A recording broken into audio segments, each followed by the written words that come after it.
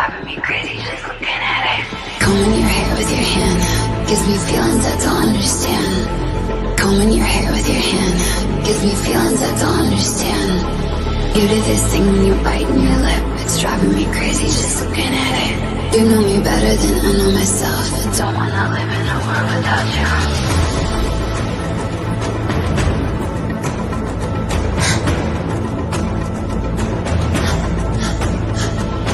You do this thing when you're biting your lip, it's driving me crazy just looking at it. You know me better than I know myself. I don't wanna live in a world without you. World without you. Driving me crazy just looking at it. World without you. Driving me crazy just looking at it. You do this thing when you're biting your lip. Without you, driving me crazy just looking at it.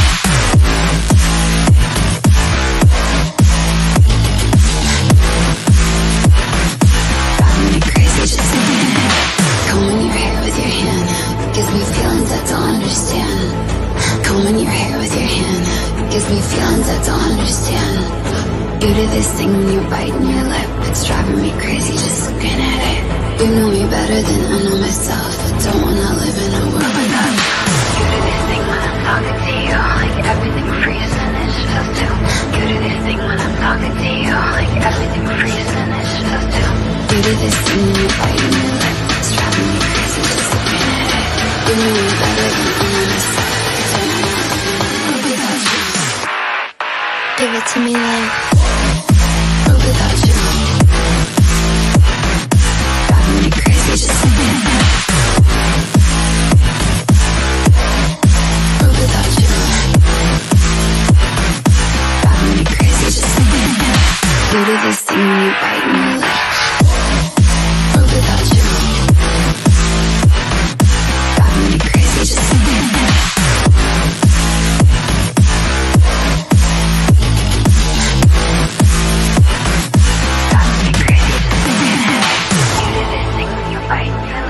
Driving me crazy just looking at it. You know me better than I know myself. I don't wanna live without you.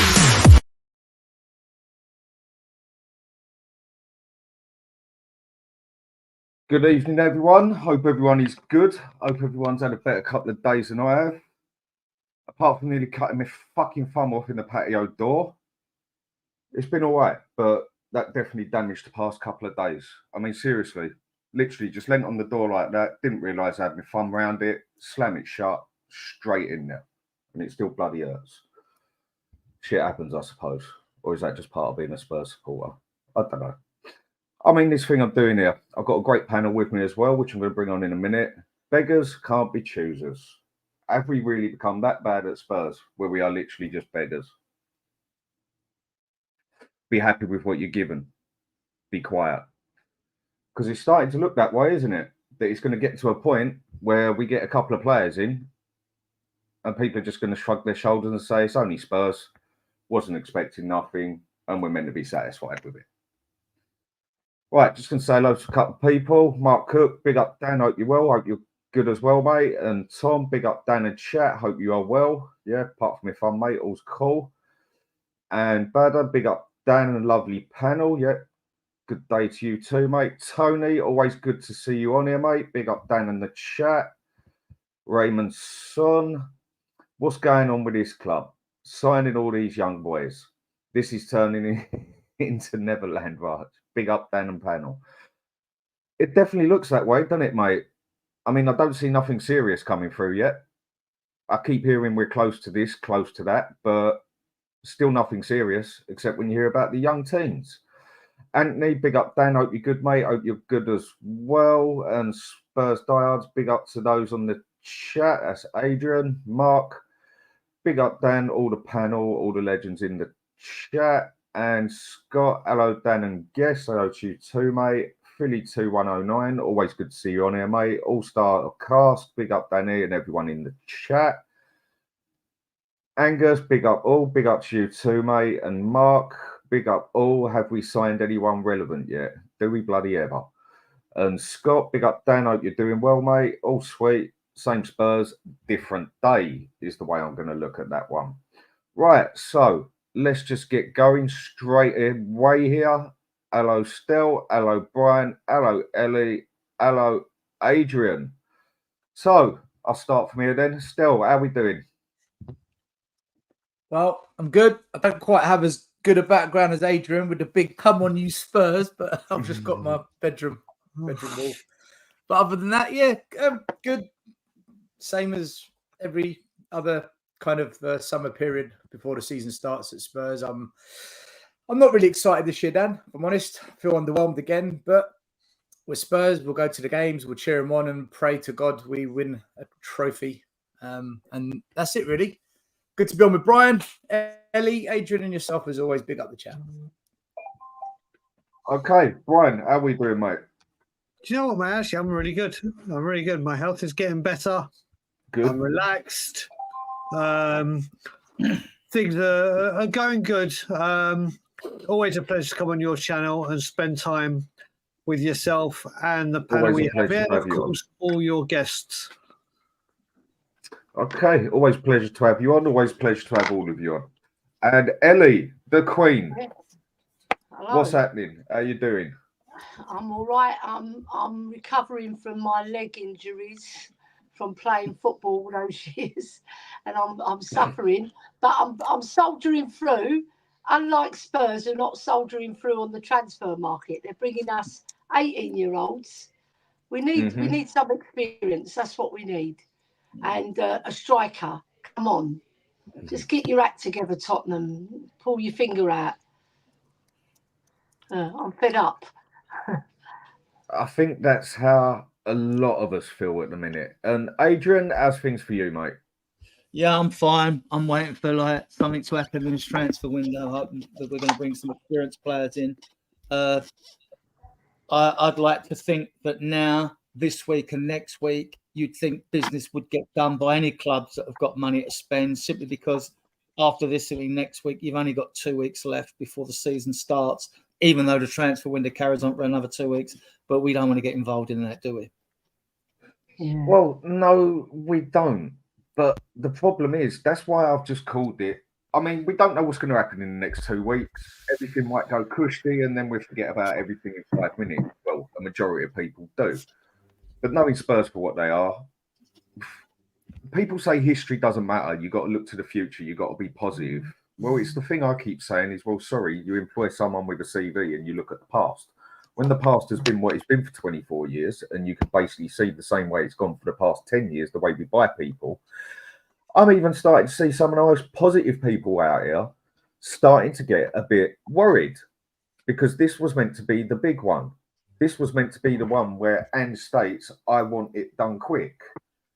We're already away in career, aren't we? So,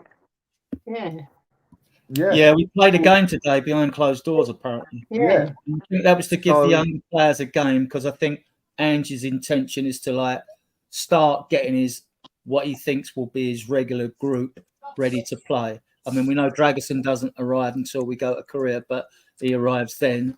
But yeah, apparently there was a game. Someone said Mikey Moore scored. I mean, I haven't got no info on it. If anyone in the chat's got any info, I'd be glad to hear it. Yeah. Well, when or if we do get some players in, there's probably only going to be a week left to the start of the season. How are they all meant to settle in within a week? I mean, you can't just blame the Euros on this. And people kept telling me it's down to the Euros and everything else and that. Well, that's what fucking agents are for, as far as I'm concerned. And we saw Man U and everything getting stuff together and that, ready for as soon as the Euros finished and everything. Why can't we do anything? Why can't we get anything done? I am basically at that point now where even if we sign someone good on the last day, I'm going to be like, great, okay, fair enough, we signed someone. But no excitement there, because it has just dragged it on again. Same Spurs, different transfer window.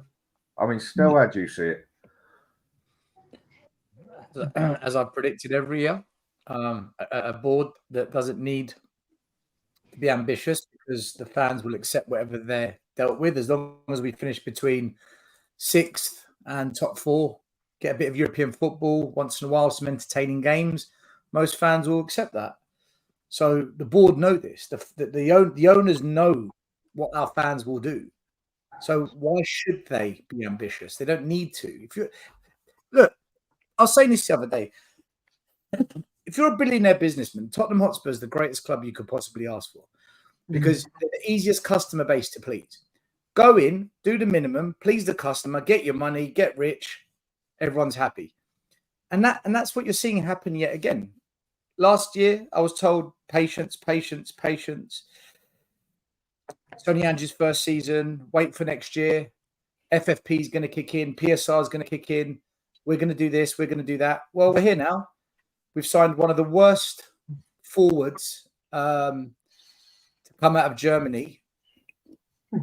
He's not good enough. I don't care what anyone says. He's not good enough. His shooting accuracy, his goals scored, his big misses missed, everything points to a player that shouldn't be at Spurs. We've signed Archie Gray, who might become really, really good. Mm-hmm. He might not. I don't know. I think he's going to need a couple of years. He's a very young player. He deserves a couple of years to prove himself. But the manager said, we're going to challenge for the league this year. The manager said, judge me on my second season. Mate, I judged you on your first season. We finished 5th. We bottled top 4. The last 10 games were horrendous. And we crashed out of all the cups early doors. Next season, the competition getting stronger and we're playing 2 games a week. We need some serious signings for the first team. Otherwise, I'm sorry, Ange, it's going to get worse. I think Lucas Bergvall, if he's fit, because I don't know if he's injured or not, he looks like he might be a good player. The games I've seen him play, he looks like a good player. But let's see when the Premier League starts. So it's like every other season. Fans promised, look, I don't want to go in on the fans because people get upset when I do it. But no, say it how it is, mate. Go for gold. Say what you want. Dan, do you know what? I want to be careful. I'll tell you why. I just get way too much heat for this. But fans need to decide what they want. What do you want? Do you want a football club that's going to be ambitious and try and win the best trophies in the land? Do you want a football club that just kind of ticks over, finishes in that top 6, remains relevant only because of the stadium and the money and the fact that we do finish in the top 6, so we get the accolade of Big 6 club? Or are you just here for shits and giggles and, it's a day out, yay, Because some people are of that ilk, and fair enough. They're allowed to feel that way. I can't tell fans how to feel. But for me, I want us to win trophies. I want us to be the best in the land. I want us to be what Keith Berkhamshaw did, what Bill Nicholson did, what Terry Venable gave us, even what Juan de Ramos gave us, damn it. Right? I want that. That's what I want. I'm not asking for miracles. I don't expect trophies every year. No, I don't. But I expect us to be at least challenging with all this. Why did we build this stadium? What was the point of it? We could have done Project Youth at the old White Hart Lane. So there's so much I could go into, but I want to keep it brief because everyone needs to speak. But look, as it stands now, this is the first season ever as a Spurs fan. I am not excited one bit about the season at all. I'm not. Maybe in 2-3 years' time, I might change my tune. But for this season, I just don't see what I'm supposed to get excited about. Unless we go and make 3 big signings in the next 2-3 weeks, I'll change my tune, Dan. But right now, I really just don't care. And that's how I feel. So anyway, back to you, Dan. I'm done. Well, we can only go by what we say. We can only go by what we see. Right, I'm just going to ask a question quick off Vindaloo. Top man, always on there, even though you're an Arsenal supporter, but you're straight as mate and you always give an honest answer. Right, question. You bought potential for the future. What happens if Ange gets sacked and a new manager comes in? What happens to the 2 potential plus? Does the potential even start? Anyone want to start with that one? I've just answered it on Tottenham on Tour because he did ask this. I'll quickly say it again, then I'll let the others go. Should Ange go? Which I don't want. I've said it before and I'll say it again. I don't want Ange to go. I don't even want it. I don't even really like talking about it. But the question is he going to get shafted by Daniel Levy on the board? Is there a chance they could pull the trigger early? And the answer to both those questions is yes, there's every single goddamn chance. I've been saying for ages and ages we need to keep a manager for a while and let them actually try and implement some form of plan and see how they go then, rather than chopping and changing. Because I've said it before, we go back and forth, different managers, different styles of football, different philosophy, need different type of players. So it keeps going on. Now, if we sack Ange, if we were to sack Ange or Ange won't, and again, I'm going to say it, I don't want that to happen, then from what I've gathered from all these fans that say this is the last chance that I've heard since Mauricio Pochettino, they say every cat has 9 lives. So I think this will be life 6 if the manager goes. If Ange goes, I don't care whether you wanted him in, you wanted him out. It will clearly show that this ownership have absolutely no intention of trying to build something football-wise. Because if you chuck a manager out to the curb every single time, you're going to keep having what we're going through. Whether people think, oh, he's not going to win us anything. Blah. Listen, could Conte, if he had stayed? Yes, he probably could have. Could Jose, if he stayed? Or he got to a final but didn't get the opportunity. But every single time we get a new manager, I keep hearing, and everyone does, this is his final chance. This is his final chance. This is his final chance. Should we lose Ange, walk, sacks, whatever, I don't know what type of manager Spurs fans want him, because we've had the win now managers, we've had the Pochettino managers, we've had the attacking managers in Harry Redknapp, we've had the catalyst of this all, Martin Jol. We've had every style of football with managers like who the hell are they? In Christian Growth, like we can go. Actually, Christian Growth was sugar, but we can go with people like Martin Jol. Wasn't even. I didn't know who Martin Jol was. And we've had the win now. I will not see a manager that can come in and people go, oh no, this is the manager that does it. We've got one more chance. If should Ange Postecoglou leave by any method this season, if the Spurs fans don't go, right, that's it, enough, it doesn't matter what happens, we're not going to be geared for success because this will happen every single time, then I don't know what to do anymore. Then I personally don't know. Whether you like Ange or not, he walks or gets fired halfway through the season or at the end of this season, there's just no point, because no matter what happens, a manager won't see out a contract. If he leaves, we are basically the Watford of the Premier League. Without a doubt. And that's being nice. That's what we are.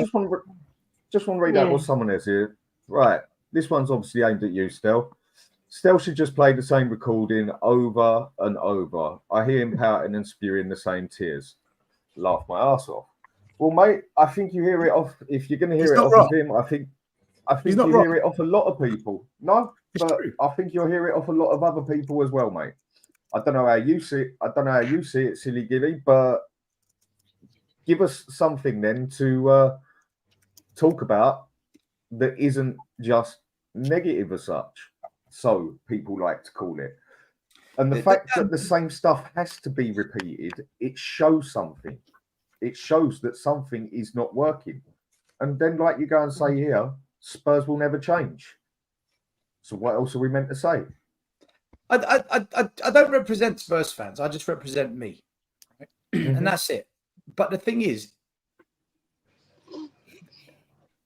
the prove to me we've changed. And the only way they can prove it is if what you see Arsenal doing right now, if we replicate that, then that is proof to me, because they are knocking on the door. The way they're doing their transfer business is smart as well. The way that they're managing and scaling and closing the gap. If we do that, I'll go silent. I won't say a word. And I can't stand that lot. I can't stand them one freaking bit. But you've got to take your hat off to them. They've turned it around. Credit where it's due at the end of the day. If you're right, you're right. You're wrong. But credit where it's due at the end of the day. And really, apart from bottling it, you can't really slate them because they've become twice the team we are. So, Elly, with the question that was asked, what do you reckon? Yeah. I just don't see how people can see negativity when you want the best for your club. I mean, what are they listening to? Are they listening to rhetoric of the board, because the board are spewing sacking after sacking after sacking, aren't they? And that we're getting no fluidity in our play, because it's the style of play is changing all the time.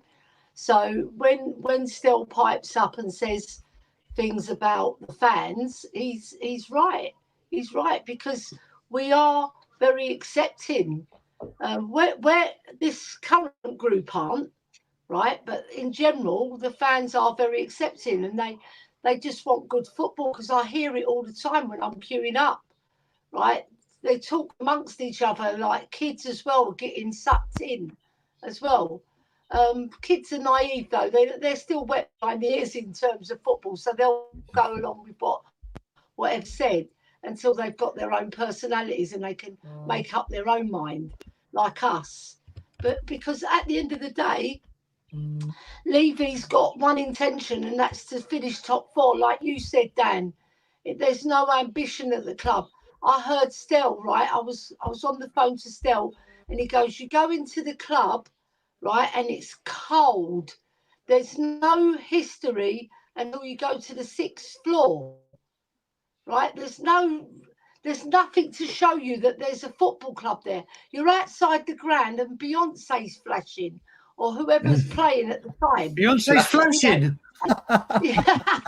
Yeah, well, That'd definitely bring in a couple of extra quid, wouldn't it? That persuasion. We wish. We wish. That will get the crowd in. You know what I mean? It's like I was standing with this Greek fella I know very, very well for many, many years. I've known he's a Spurs fan. We go as a family. We go with him, and he was talking to me, and he's going, "Look over there, Elly. What do you see?" And I said, "I saw Beyonce." And I'm thinking, what? Why don't? All right, have a stadium that's going to create money, but put that money where put the money where your mouth is, and actually start buying the players early, so Postecoglou can work with them. He's on a tour now, and he's not got any of the new players that we're supposed to be signing, especially a striker and a number 6 and a couple of wingers that can actually score goals. No, but we sign Werner, who can't even, he's got no football IQ in front of goal. Yeah, he could do all the bits before, but when it comes to the crunch, he doesn't deliver. And what is that saying to our club? That we've got no ambition when we sign a player like that on 165 grand, and we put him ahead of other players that we could have signed. So I'm very disillusioned with the team, with the club, the board, because they don't do nothing. They don't do squat. They're good at sacking managers and keeping players for 10 years who don't deserve to wear the shirt of Tottenham Hotspur. Our standards have lowered. And what you said, Dan, is very poignant, right? When you look at a CV, right? When you look at a CV, right? If you look at Postecoglou's CV, it's actually better than Postecoglou. It's better than Pochettino's. It actually, because he's won things, right? And we want him to bring us back to what Bill Nicholson was doing, and actually scouting your own players, not accepting Werner and being like what they say is a yes man. We need him to stand up against the board and say, "This is what I want." If you don't, he chose him. I'm walking. He chose him, same as he chose Johnson and all the others. I know. So he says. I always have the opinion, when a player comes in like Werner, I can't see how Postecoglou could want him. Because what does he offer the team? He doesn't offer goals. He doesn't offer many assists. His general play's okay, but it's nothing to write home about, right? And people say, "Oh, he's good." What's good about him? He hides behind the defender, and he doesn't make any angles for himself to score. And when he is in a scoring position, he muffs it. So I don't know. I'm just fed up. Fed up with the whole caboodle. If they don't sign three top players, we've got to get minimum. Yep. so that we can actually compete. And then we're struggling because Man City and Arsenal are way ahead of us. And even Aston Villa are way ahead of us as well, because they play much better football than us. Yep, I can agree with that. Adrian, on the question, what do you think, mate? What, the one on whether we think Ange will be sacked, or just on the general things that have happened more recently? Well, with the club? what he basically asked is if Ange gets sacked, what are we going to do with I the don't young think players? Ange will be sacked anyway, and I think he should be given all the next season. I think managers deserve 2 seasons, but nowadays with the media and anything, fans have got no patience to wait, have they? I understand that. What we're waiting for is what Elly said, quality signings in the window with a bit of experience. But the reason I don't, if Ange were to be sacked after a second year, I think, well, it wouldn't be good. Again, everyone would be going crazy about it. Another manager sacked if that happened. But there have been a lot of structural changes at the club, which are positive. The whole academy set up upwards has all changed. We brought in Simon Davies from Manchester City to run the academy. We nicked Frederick Left, head of strategy, Milo Jedinik, assistant coach, and Johan Lange as a director of football from Villa. We've took Chapman from Southampton. We've now brought in Montgomery and Raimondo as well coaches. They were coaches with teams that won Mariners in Australia, saying he was manager of Hibs and coach of the Scottish under-21s. He got the sack at Hibs. I don't know why, right? So there's when Dean Rastrick was there, he was gone. He left because they broke the pay structure up at the academy for players to come through, right? So now we are competing and bringing these young kids in, whether you think we're bringing in too many or we should be spending that money elsewhere. I think all aspects of the club should be improved at the same time, personally. You should progress and grow in all areas of the club. So there are positives. In the last few transfer windows, we have failed better in the transfer window. But we have made a couple of all right signings. Yeah, but two of them to was answer Elly's question, I said this on one of Stel's shows and other shows. Although I'm not a fan of Werner and I wasn't a fan of Johnson coming in January, when the opportunity at the moment come to bring Werner in, they brought him in. And Ange agreed to it. He's an Ange player, so Ange takes it on the chin if it goes wrong with Werner again. Mm-hmm. And as I said with Werner and Johnson, why were they Ange players? Well, simply because they're wide players who hug the touchline and they've got loads of pace. So they're down to him. They're not club signings.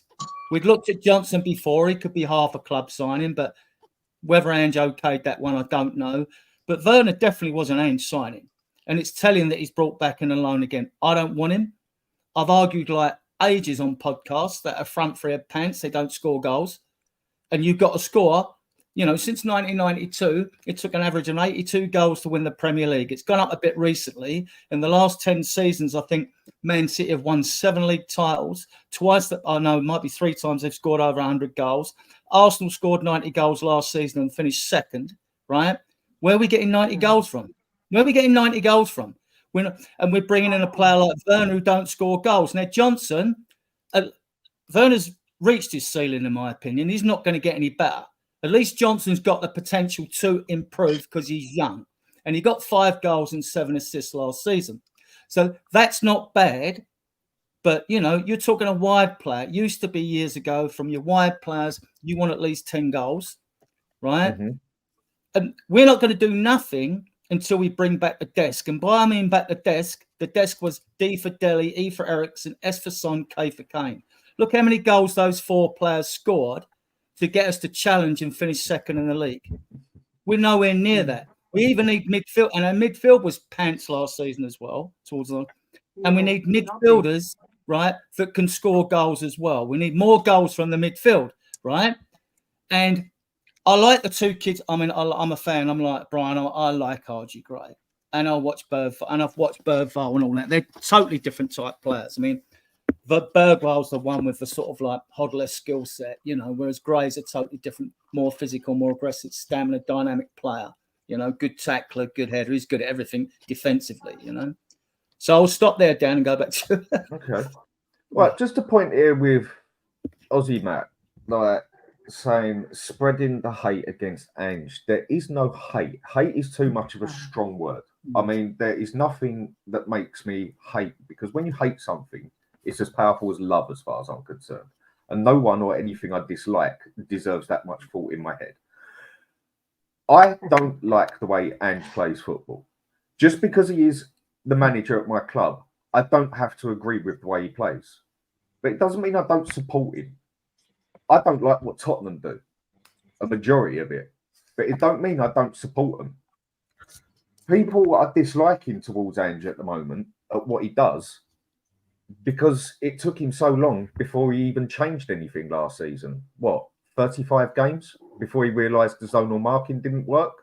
He has a lot of things to prove. So people are asking questions. It's nothing about hating. People are asking questions, and people are needing to see things before they can believe it. Because at Spurs, we've been told so much bullshit over the years. It's nothing we haven't heard before. We want to see changes. So it's no one hating, as far as I'm concerned. I mean, any of you? Dan, I just want to. There is something I want to add to this, because, like I said, this season I've taken a different approach. I've taken a step back from bitching and moaning on Twitter. I've taken a step back from shouting and screaming. I've still got exactly the same message. I'm just delivering it a different way. And what I'm noticing and what I'm seeing just from doing this is, whether you like Ange or you don't, and there's a lot of Levy out people, or that want the board out, that are having this discussion. Do I back Ange? Do I like him? Do I not? I don't care, because whilst you're bitching and moaning and debating about the manager, the one thing you have in common is you both want Levy out. If you're going like this and this about the manager, that man's getting off scot-free. If you don't like Timo Werner, Brennan Johnson, whatever player, Archie Gray's too young, we're spending too... But you still Levy out, and now you go, no, I think Johnson's good, and I think he's going to come good. No, I think he's shit. No, I think he's good. I think he's average. Well, we're doing it again. You have the same views. The main thing about this, and the main thing I always have, and I've always said, I want these owners gone. Out of the door, goodbye. I'll pack your bags for you. I'll kick you off the skywalk. Whatever I got to do. I've got to walk 1,000 miles, I'll walk it.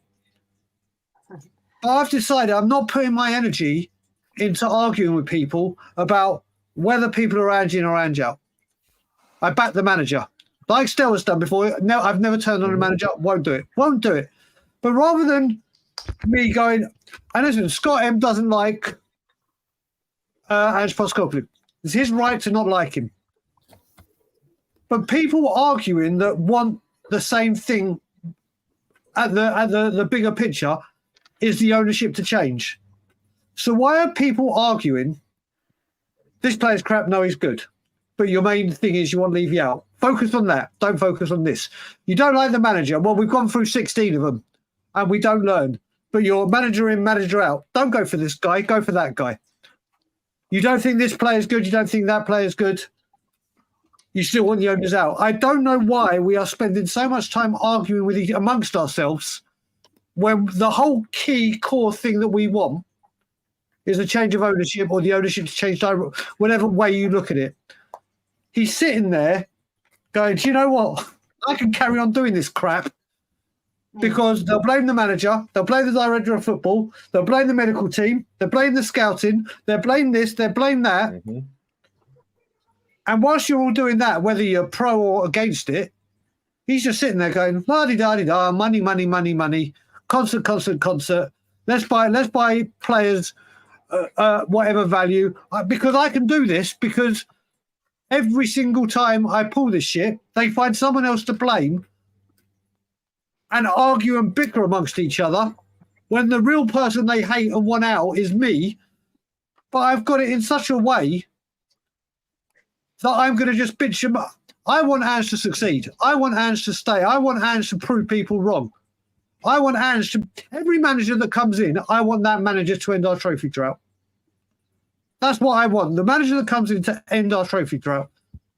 They don't get the time. Or they get to a final and we Spursy it, or the players aren't fit, or whatever. This man just sits here and laughs because We can't even get behind a manager. Whether you think he's good or not, we've seen with managers, Klopp stays at Liverpool a long time. Look what he won. Would I wish the Spurs manager had that long to try and do that? Yes. Look at Arsene Wenger, Ferguson, Pep Guardiola. I can go on with managers. Yes, we're talking the big clubs.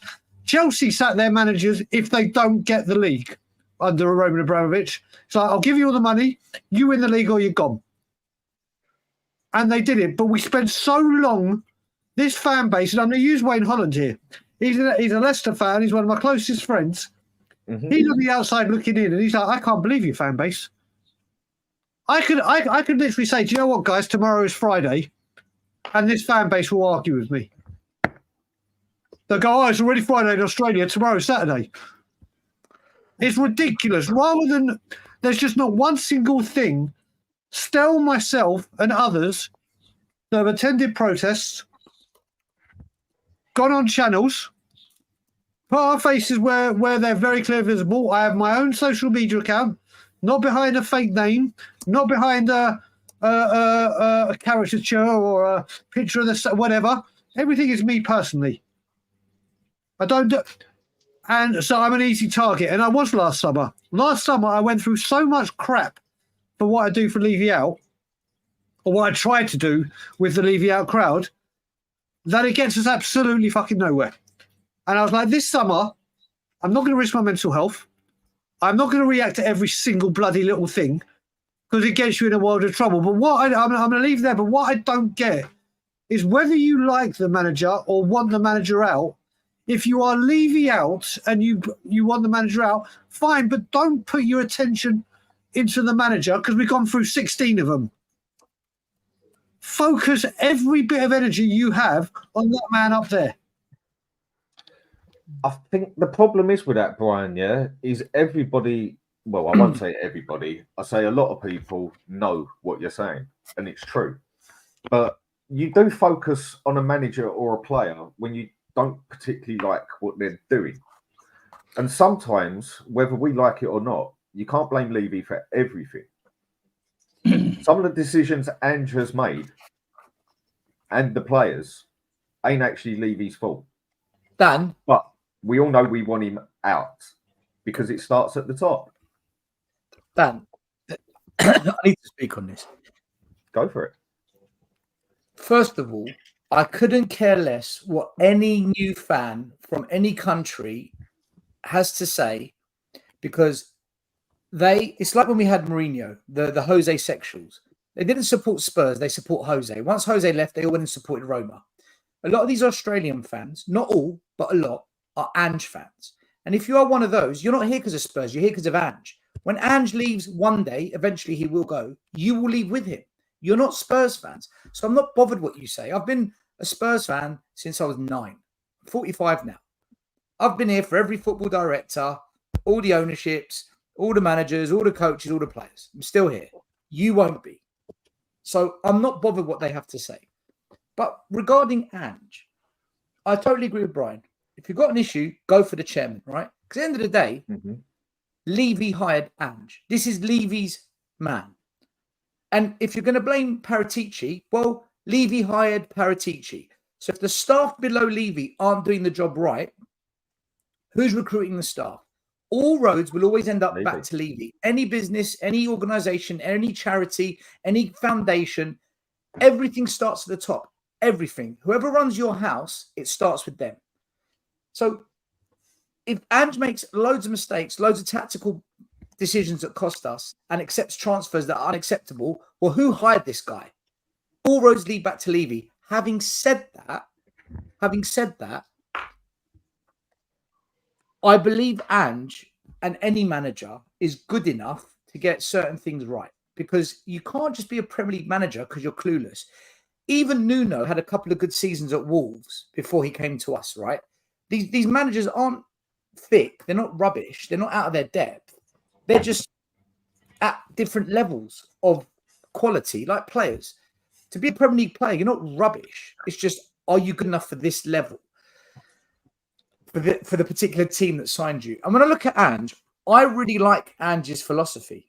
I've always said this, and I've said it many times, but this bit doesn't get picked up Yeah, on you because have. everyone just listens to all the stuff I say that I don't agree with Ange. So, for example, I totally agree with what he's trying to do playing out from the back. I totally understand what he's what he's trying to do. I sat there at Hotspur away. Brian was with me. I think Iggy and one other person. Graham was there. it's me and Graham that came with you, bro. You and Graham. The academy director showed us exactly what they're teaching the teams, exactly how it's going to link up to the first team. We went and spoke to the guy. I asked him questions about it. I totally agree with Ange's idea of playing out from the back. I understand why he's trying to create a 3-man overload in the bottom corner of the pitch, and when he tried to create a 3-man overload on the halfway line, depending on how we're playing out from the back, because it depends how many people press us that will decide how we play out from the back. And if we have to go long, he's even got us set up to go long if need be, right? I totally agree with him. I'm 100% on board with Ange. Even the inverted fullback system where everyone hates, I get it. I get what he's trying to do. My issue is this. This is where I do take issue with Ange. There are certain teams you play against who have watched enough video of us to know, right, we've found a weakness in this. This is how we're going to set up. That's where the best managers realize that they've been found out and they adapt. Klopp adapt. Pep adapts. Ancelotti adapts. These managers adapt. Now, with Ange, he doesn't adapt. And this is where I have an issue with it. Now, I get why he's stubborn, because if you're never going to teach people a way of playing unless you force them to keep practicing it. We call it repetition of the practice. You drill it into them. So I get why he's doing it. But as much as he's doing it to coach them, his job is to win. His job is to get points on the board. His job is to get us to cup finals. And it's costing us because he's being over stubborn. That's my biggest criticism with Ange. And my other criticism I've got is this one. The football he wants to play, I'm totally on board with it. But there are certain roles in the team that the players you've got are nowhere near the level to do it. For example, the number 6. We don't play with a 6. I just call it a 6 so that we can have the conversation, right? Our 6 needs to be able to drop into the box, receive the ball off the goalie with someone pressing on them, and to either quickly pass it back to the goalie or turn and play it across the goal without error. Højbjerg costs us when he does that. Skip costs us when he does that. They can't do that well. Basuma, he can do it. Basuma's got no problem doing it. The second thing they've got to do is protect the back line. That's where Højbjerg's actually quite good. Skip, Basuma struggles. So we haven't got the player that Ange needs to play the system he plays. And our system is so heavily dependent on, we go guns a-blazing for the first 20 minutes. You've got to get your goals. You've got to put the ball in the back of the net. This goes back to what Adrian said. Where are the goals coming from? Brennan Johnson can't do it against the top 10. Timo Werner can't do it at all. Richarlison isn't that guy. Son can do it, but he's not a striker. Where are the goals coming from? Yeah. So when I look at the system, I agree with it. When I look at what he's trying to do, I agree with it. But you have to adapt when the other team has sussed you out. And you need to bring in the quality kind of players that can play this system. We don't have them. I think Archie Gray could potentially, maybe, and this is a big maybe, do that 6 role in the future. Maybe. But right now, listen, if we don't bring in the players for Ange's system is going to get torn to pieces. So I'm behind this guy. But that doesn't mean we can't question some of the things he's doing. Otherwise, shut the show down. Shut it down. What are we going to talk about? End the stream, you know? So I mean, that's kind of where I'm at with it. But at the end of the day, all roads lead back to Levy, always. You're right on that one, but I'm going to have to disagree with you on the point of Ange's system. I don't like it. I really don't. Because to me, I mean, it's like what David says here. People crying out for attacking football, but now Ange has drastically changed our football into front foot football. Still people are moaning. I find this agenda driven. Right. I wasn't one who asked for this type of football personally, yeah, because to me, this is not attacking football. For me, it's possession football, and then just tic-tac, piss ball about until you get a chance and try and walk it in the net. But 8 times out of 10, we get the ball taken off first, hoof down the other end, and we can see the bloody goal. I would rather Conte style of football all day long, because when you've got the right team and the right players to do it, It looks like good football as well. Fast counter-attacking football for me is the way Dan, I what prefer system it. or systems do you like? What system or systems do you like, though? My ideal one would be a 5-2-2-1 or a 3-4-2-1, whatever you want to call it. But I would use 3 at the back with wing backs, 2 in the middle, 2 in front of them, and 1 at the top. That's how I would prefer it to play. So, and like we've said before, Dan, can I ask you a question here? What fan said we want attacking football, but at the same time don't defend, concede loads of goals, and don't put the ball in the back of the net with your attacks? When did we say that bit? Exactly. That was the next bit I was going to go to. I think I said that bit. And you have to adapt. You're right on what you're saying. You have to adapt. The other thing I see is you can only play with the cards you got. And for me, a good manager plays with the cards he's got and then slowly works it into his way, basically, yeah? But if I don't see him adapt or he doesn't get the players that he needs to get, the Premiership, in my opinion, is too good for Ange. It is too good for his system. You'll get away with it with 10 of the teams, but then the other 10 teams will just take you to pieces with it, or at least 6 of them will absolutely rip you a new one. Watch it, Dan. Lost Harry Kane, the best player we had, and he said, right, adapt. Put Moore and Son, 2 up top, change the midfield, and you know what? We got to a Champions League final doing that. So even, the not-so-great managers adapt. Every manager needs to adapt at some point. Not every game, but there's going to be probably, 8-9 games a year where Ange has just got to tweak it. He's just got to say, do you know what? Not both players invert. One of you hold back. Or, do you know what? Maybe the back 3 today. Maybe we play the back 3. But we only saw it the last game or 2, really. So it's hard to judge. I mean, and Ozzy, no one is mocking you, mate. Yeah. It's just, like you say, even Klopp had the first season. Yeah. Ange had the first season as well. And it was obvious what was going wrong. And he'd done nothing to change it. So there's no one mocking it. And in my opinion, he wanted to get his philosophy in. Well, if he wasn't so fucking stubborn, we could have had 4th place quite easily. When after 15 games, you're even getting questioned on the press about the zonal marking and the amount of goals we're conceding through set pieces, you expect a good manager to change something, not just push it aside and push it under the bloody pillar. But again, that's just my opinion on it. Alex, how you doing, mate? What's up? What's up, everybody? I wanted to say something, so I wouldn't buy. No. I was just saying I've got to go at 8:30, so I've got another 10 minutes before I've got to go. Cool. Okay. I agree with everybody at the moment. One thing I will say at the moment, because I think at the moment, which is really annoying me at the moment, you don't get enough credit, Dan. You don't get enough credit. I don't get enough credit either, because I'm not Sean Butler. My name's not Sean Butler. But the point I'm making is quickly is I don't think you get a lot of credit, because you're the one that said that about the Conte system, that this would fit perfectly.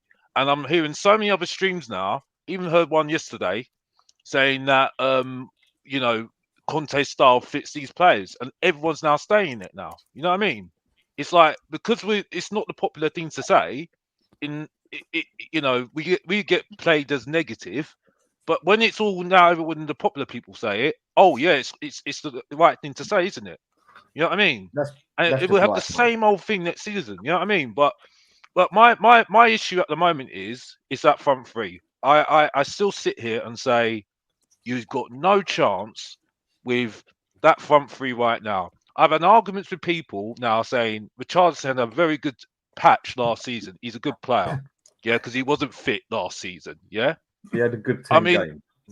And I'm sitting there saying, okay, is this guy going to get us the champion? Get us competing for the league? Don't get an answer. You know what I mean? But it's like, we got to keep him for some reason. You know what I mean? It's just like, I just don't get it. And I don't think people realise we've got how many strikers already, forwards already. It don't make no sense. You know what I mean?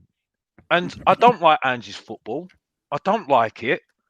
Right? I don't think it's half the reason it's because of him, and half the reason because of the fans. I don't like the inverted either, because I agree with you. It ruins Poro and it ruins Doji, who I don't think they're good wing backs at the full backs at the moment. I think Poro can do 100 times more, right? Because he can get more assists if he wasn't inverted. He'll take on his man more as well, right? Doji, I think he'll learn more for me as well. And I'm sorry, that centre back pairing, right? Are getting exposed every single time as well. And that midfield is not good enough. And I'm sorry, you can't just back it on kids. You just can't back it on kids. So, I mean, and I think we're so dumb, and I'm going to say we're so dumb, because Eze, what does Eze do? He dribbles. Yeah? And what does dribbling do? It gets other defenders to think about them. And who's got more space? Who's got more space now? You know what I mean? What's going to be the space for Maddison now? It's going to be more space for Maddison, more space for Kulu, more space for anybody else, because he'll be running and occupying all the defenders while everybody's getting all that space, isn't it? Like Ivan Toney, and that's just an example. If you have a top striker like Ivan Toney, right? He's occupying the defenders, right? Holding up the ball. So what are they worrying about? They're worrying about him. So what are the other players doing? It's got more space for them as well.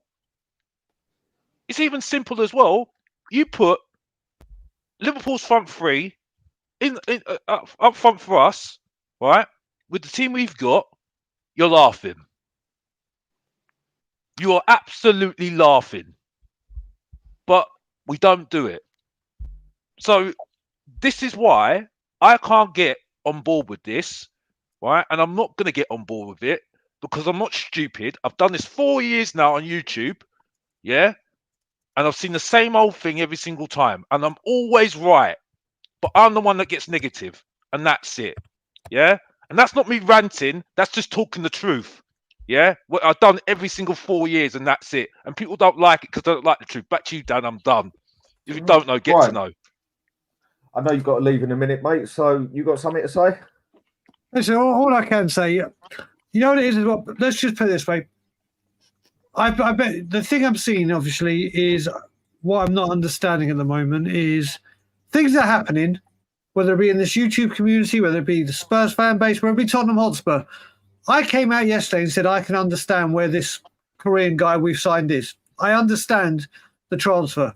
I understand why. I'm taking a step back. I've looked at it. It's like the comparison I always give with Ange and Scott Munn knowing the Far East market is when a certain manager called Wenger came in, no one knew the French market like he did. I'm not comparing the Korean market to the French market. I'm not saying that this Korean guy is going to be I'm just saying no one knew these players. Wenger had an upper hand.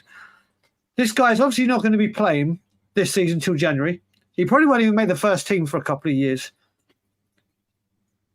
There will be signings, and I am monitoring this like a hawk. And they best be the way they have put this out, whether it's ITK nonsense, whether it's whatever it is, the way that things have been coming out, the money is there. Most importantly, I've been saying this all season.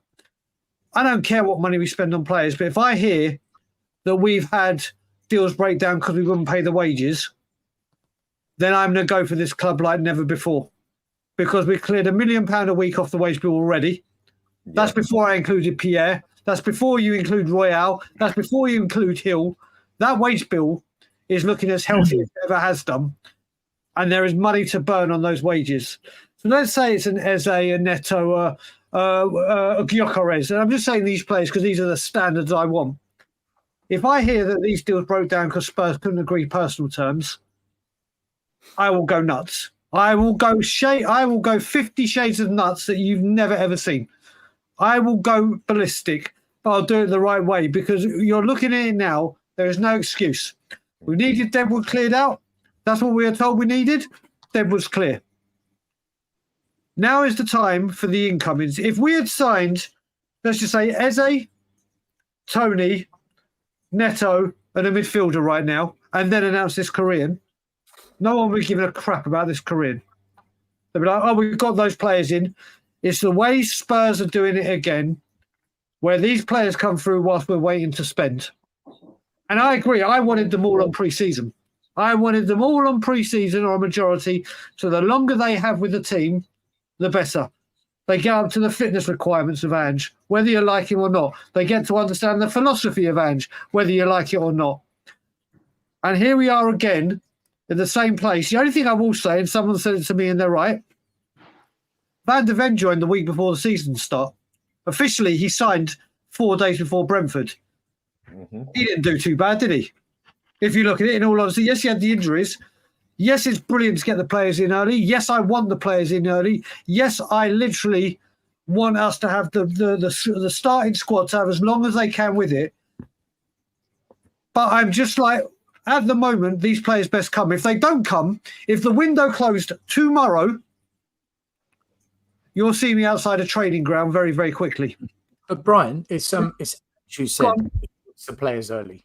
Ange said it, not us. Right? I said it. Poch has said it. Yo has said. Every manager has said it. Yeah, it's true.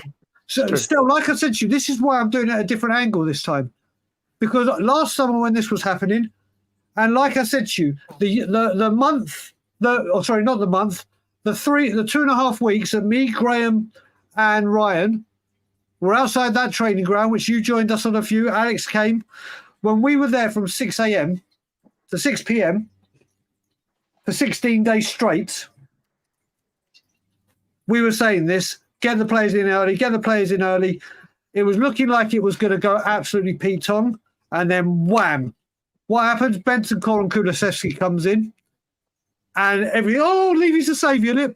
Why am I going to waste my time right now, bitching, moaning, shouting, screaming, when there's every single chance it's going to happen again? If the window shuts like it does today, if the window shut like it's shut today, close the business today, window shut, I will be outside of Tottenhamhotspurstadium very, very soon. I will be outside a training ground very, very soon. But I'm not going to risk the abuse I took of bitching and moaning at every single thing just for then the players to come in. Or my health, my well-being, and actually enjoying my summer is more important to me right now. Do you think these players are coming in? I think one is coming in. I think we will get one top player. But this 3, I highly doubt. I highly doubt. But like I said, all I'm going to do is come August 31st. There's no get out of jail free card. What we have is what we have. What we have is what we have. There is no, okay, I can pull out a last minute deal. There's no, this is coming in, just you wait. That window slams shut August the 30th, 11 p.m. If we haven't brought 2-3 players in, then you watch me go. I get what you're saying, right? And stick to your guns, right? But for me, I just feel like Ange said he wants to challenge for the league next season. Well, you ain't got the players in as of. You're right. It could change in 2 weeks' time. You said you wanted your players in early. That hasn't happened. Correct. You said you're not happy with the front line. You haven't fixed it. I'm just looking at it and I'm thinking the manager's saying one thing and I'm seeing the opposite happen. Yeah, in 2-3 weeks' time, if we sign these players and suddenly, do you know what? Actually, the squad looks a lot better. Spot on. You've called it. But I'm just calling it as it's going along because I feel that there's too many, especially the journalists. They're getting away with saying things that have been proven wrong and things that are because back in January, Brian. See, this is what I'm scared of. This is what I'm worried of.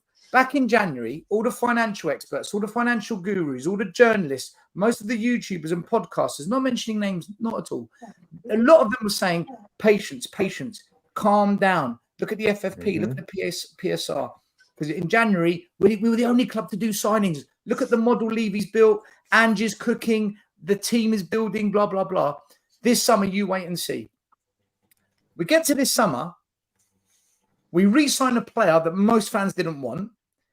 We've signed a kid, which, okay, no one's upset by it, but that's not what we need right now in the eyes of most. Maybe he is right now, but a lot of fans don't feel it's right now. And rather than fans saying, do you know what is going on? Like, this is ridiculous. This is unacceptable. This isn't what we were promised. This isn't what you all said to us. They've all pretended what they've said. They never said it. And now they're all saying, oh, come on. Can't you see it's Project Youth? Can't you? Even today, one very big Spurs journalist tweeted, Spurs are building this super team. We're buying some of the best youngsters around. Look at what we. I've got nothing against that. I've got nothing against Project Youth. But that's not what you all said in January. It's not. That wasn't your argument to shut us down then. The things you said to shut us down then, you've now completely changed. You've created a new argument, and it's literally like they're all making it up as they go along, and they're selling the future. What can we sell to these fans? Let's sell them the future. Sell them. No, what about the now? I live in the present. And my worry, Brian, is that we're going to end up accepting Project Youth, and we don't know what that looks like. We're going to ignore them now as fans. That's kind of why I'm kicking off now, because look, I'm a youth coach. I love youth football. I'm 100% behind the youth, but I also know what we need now. I'm paying £75 a ticket now. Yep. My season ticket prices went up now, and I guess. The one thing I'm going to say, because I'm going to have to go, and this is the final thing, and I will do my Levy out. So I'm going, Dan, first of all, thanks for having me on, buddy. As I said, and people will know you and me are very tight. We've known each other for 34 years. Yeah. Longest friendship, one of the longest friendships in my life away from football. As I've said, I have spent 16 years chomping at the bit of Levy out, trying to grow Levy out, being part of the people that we protest with, people that are like family to me.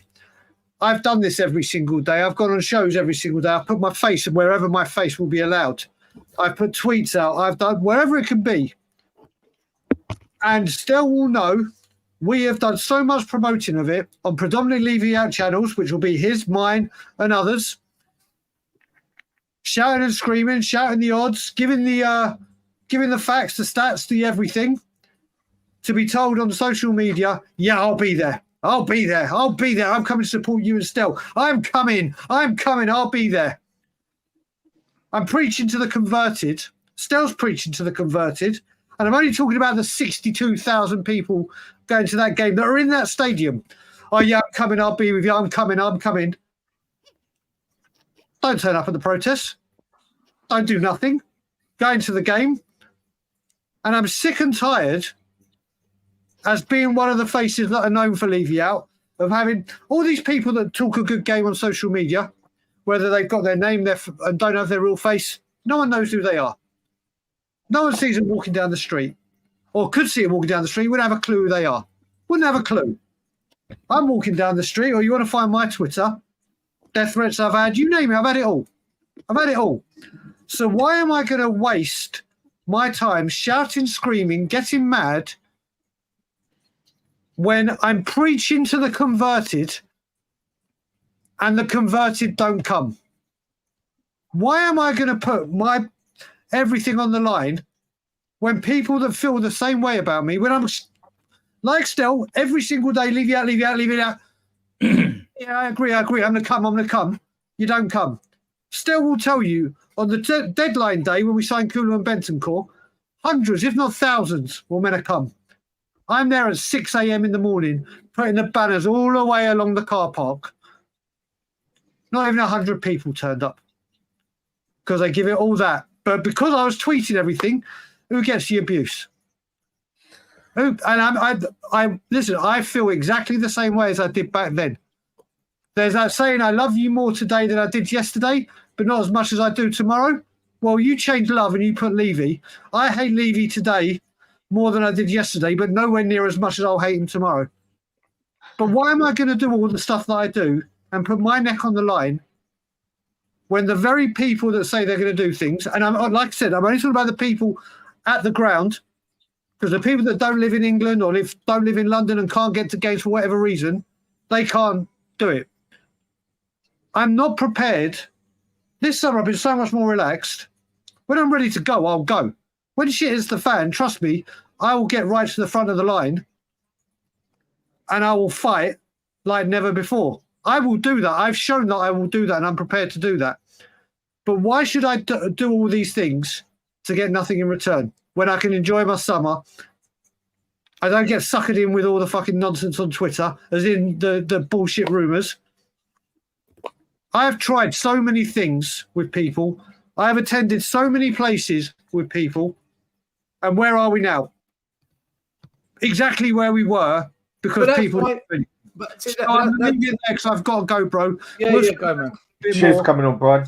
Everyone on the panel, love you loads. Big up to you all. Everyone in the chat, big up to you all.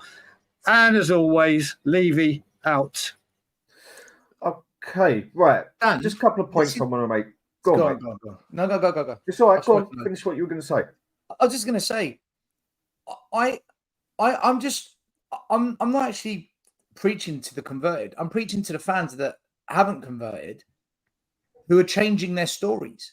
I'm saying to them, I'm almost calling them out without pulling them out. I'm saying, hey, you told me A. Why are you now saying B? Why did you say that to me back then? I'm not letting you just walk away from that. Explain. Because it is proving that they don't even know what they're talking about. There's a lot of fans that literally don't know what they're talking about because they forget what they said before. Do you know what? Do you know the way I'm going right now with this club? I used to argue with Adrian all the time about Troy Parrott, every freaking week. Do you know what?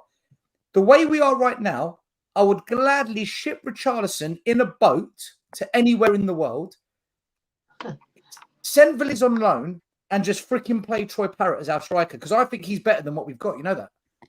I actually think he's better than what we've got at the club right now as number 9s.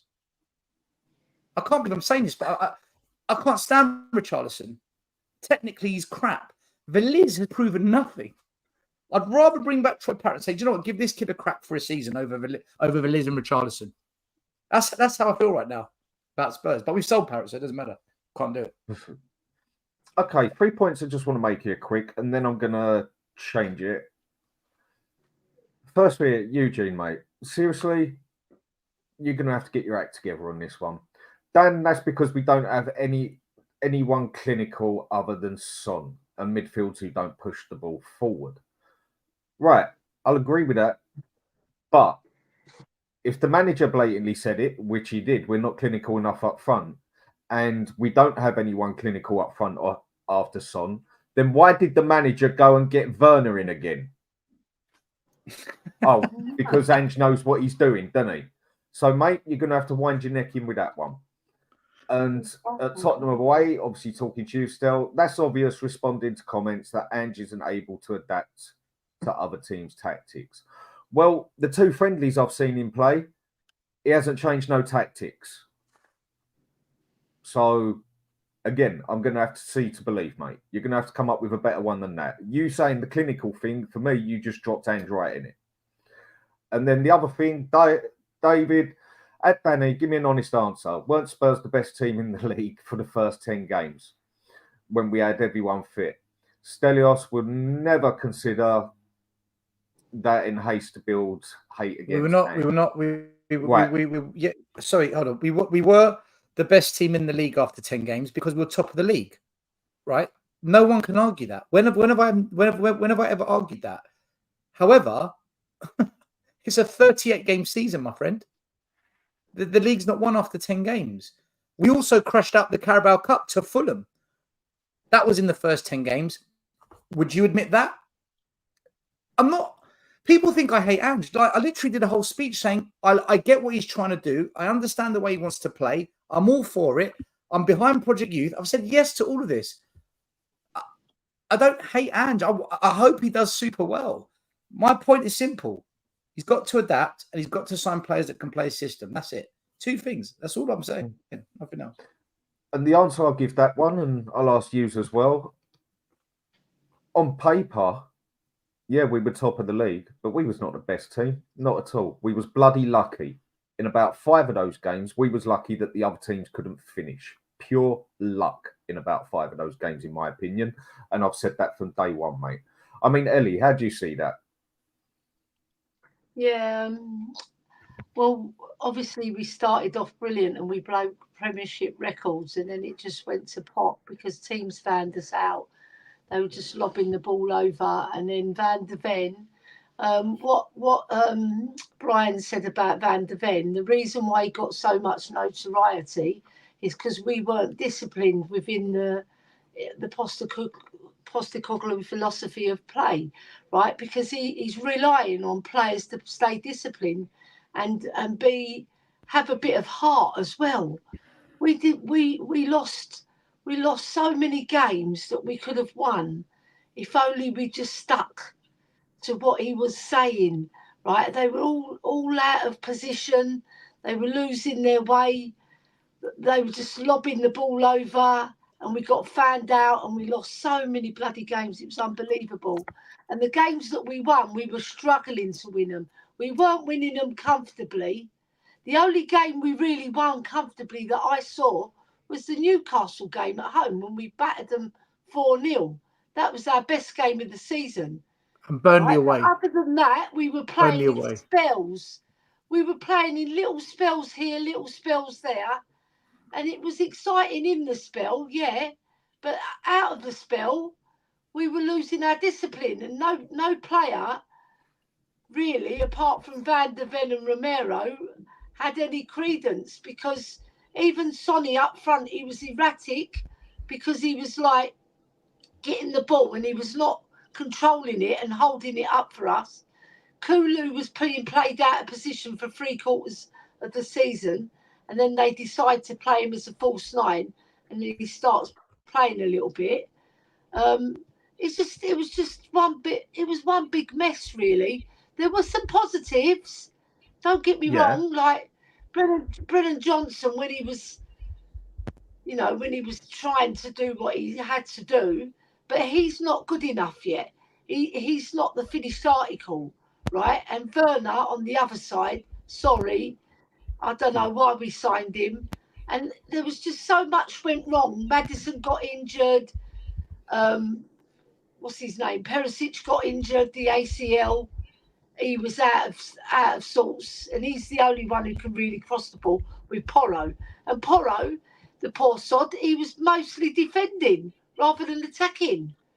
And even him, right, he was like trying to track back, but then the midfield weren't helping.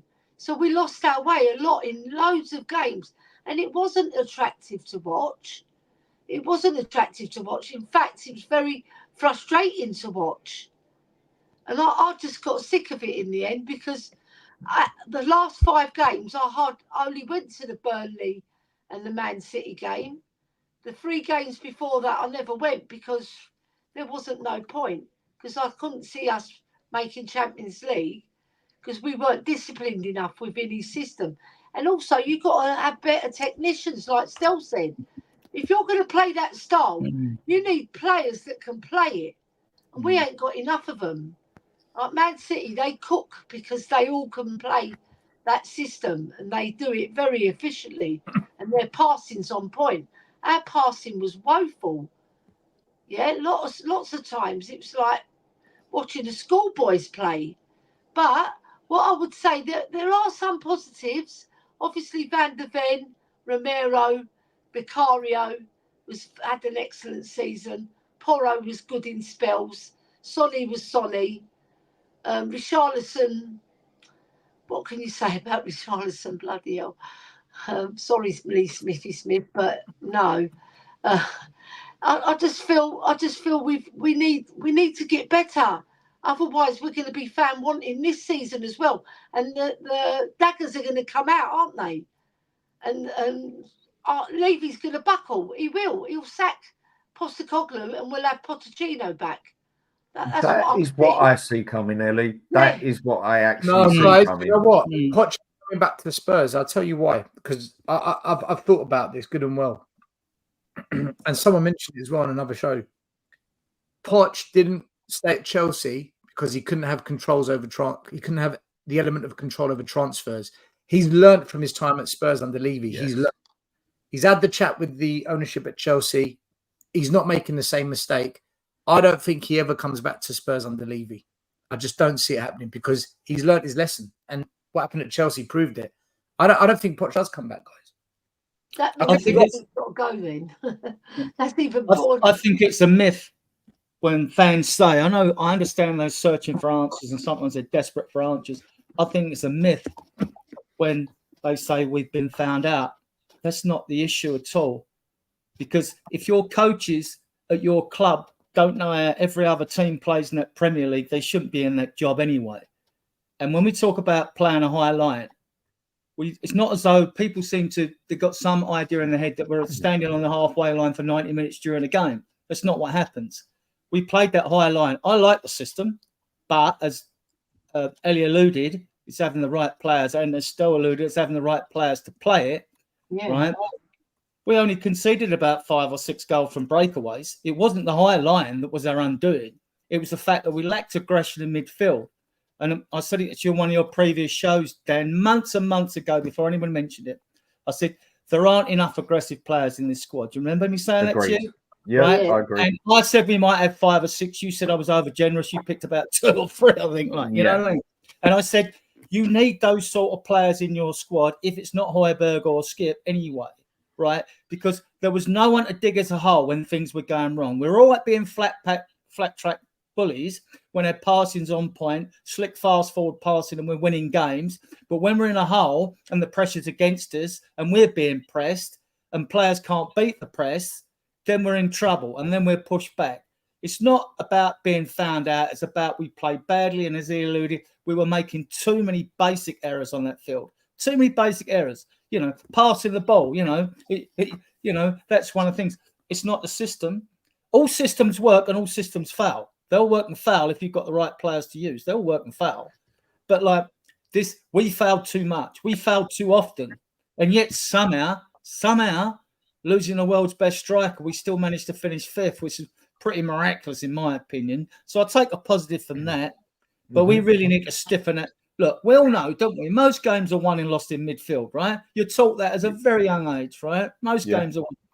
And like, we need to be able to compete in midfield. When we're playing the teams down the lower leagues, right, that we don't consider as good as us and we consider we should beat them, what have they got that we ain't got? They got dynamic energy midfielders. They might not be brilliant, but they've got the energy in midfield and the stamina and we haven't, and the aggression, and we lack that.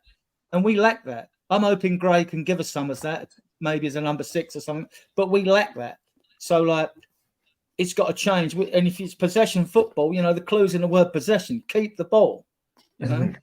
We don't do that very well either. I mean, my side of it is, this system ain't going to work. Again, it's opinions at the end of the day, but it is not going to work. I've said it enough times on shows. Go get the best defence with the best wing backs ever on this planet. It still ain't going to work. You're still going to concede too many goals. For me, a cup or a game can get 1 in attack. A league gets 1 in defence. And with Ange's style, basically 2 defenders, even if we do get ourselves a good box-to-box 6 who comes back and helps to cover them, you're never, ever, ever going to win enough games or not concede too many goals in the Premiership. The Premiership is too good for Ange's system. Because when you've got the wing-backs inverted and you've basically got 2 defenders sitting on the halfway line, you're going to concede too many goals. You can't play the whole season. You score 3, we score 4. And for me, that is why I don't believe it can ever work. I think what some managers, I mean, what was the Wolves manager's name? Is it Ambrose? I don't know. The English guy, manager of Wolverhampton Wanderers. Does anyone know his name?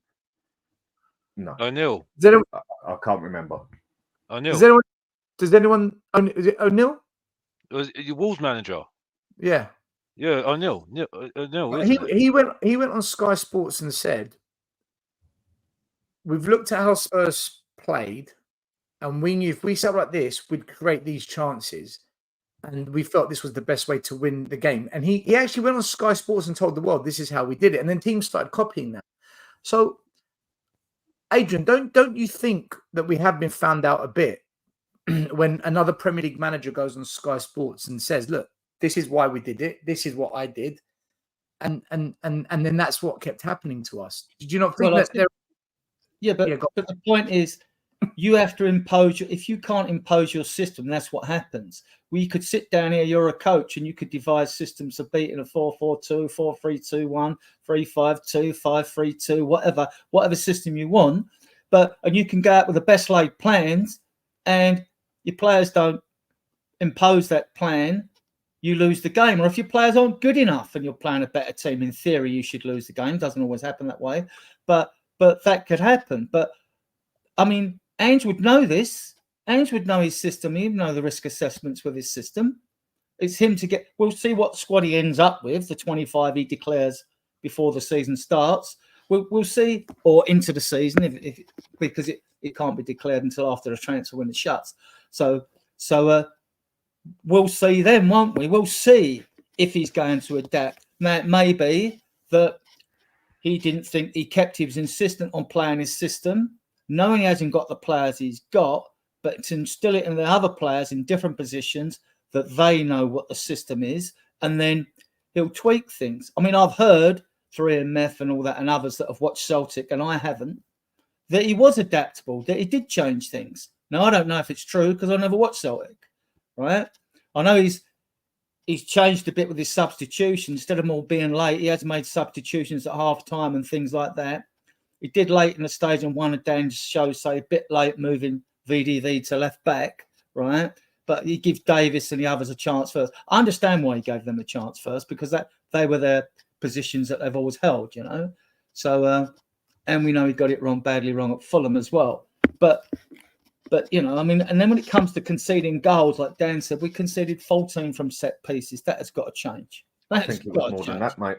I think it was more Can than I? that. Go on. Eugene in the comments is saying when we used to beat Man City every year playing on the counter, everyone knew that they would struggle against, but Pep didn't adapt.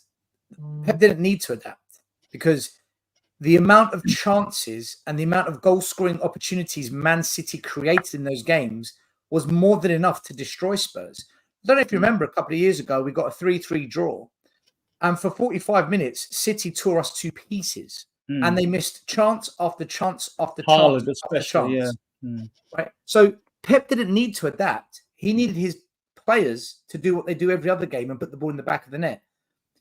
They're over that though. They've beaten us twice this year. So but you know how to beat them though, don't you, Still? You know how to beat them because they're going to pound you, and the wing backs are going to come pushing at you, right? Yeah. You're hoping that you've either got a number 9 who can hold the ball up. You can either play long ball to try and outdo their better midfield, which is better than you, or you're going to try and hit balls in the channels on the wings behind their wing backs when they're forward and get them on the counter.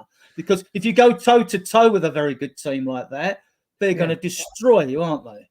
So you've just answered your own question then, because you've just said you know how to beat City. Well, teams know how to beat us because we do the same thing. We invert the fullbacks. Yes, they but do the City same thing make to the us. system work because they've got the quality, right? We haven't got. You know, I agree. Quality, I agree. right? Yeah, but I hear what you're saying. Like, I said it earlier on. Like one of my criticisms is we don't have the players to play the system. Yeah, but, we don't. So until you get those players, you've got to adapt. This is where someone like Harry Redknapp would have been brilliant for Spurs because he You knew can only how play to, with the cards you got, innit?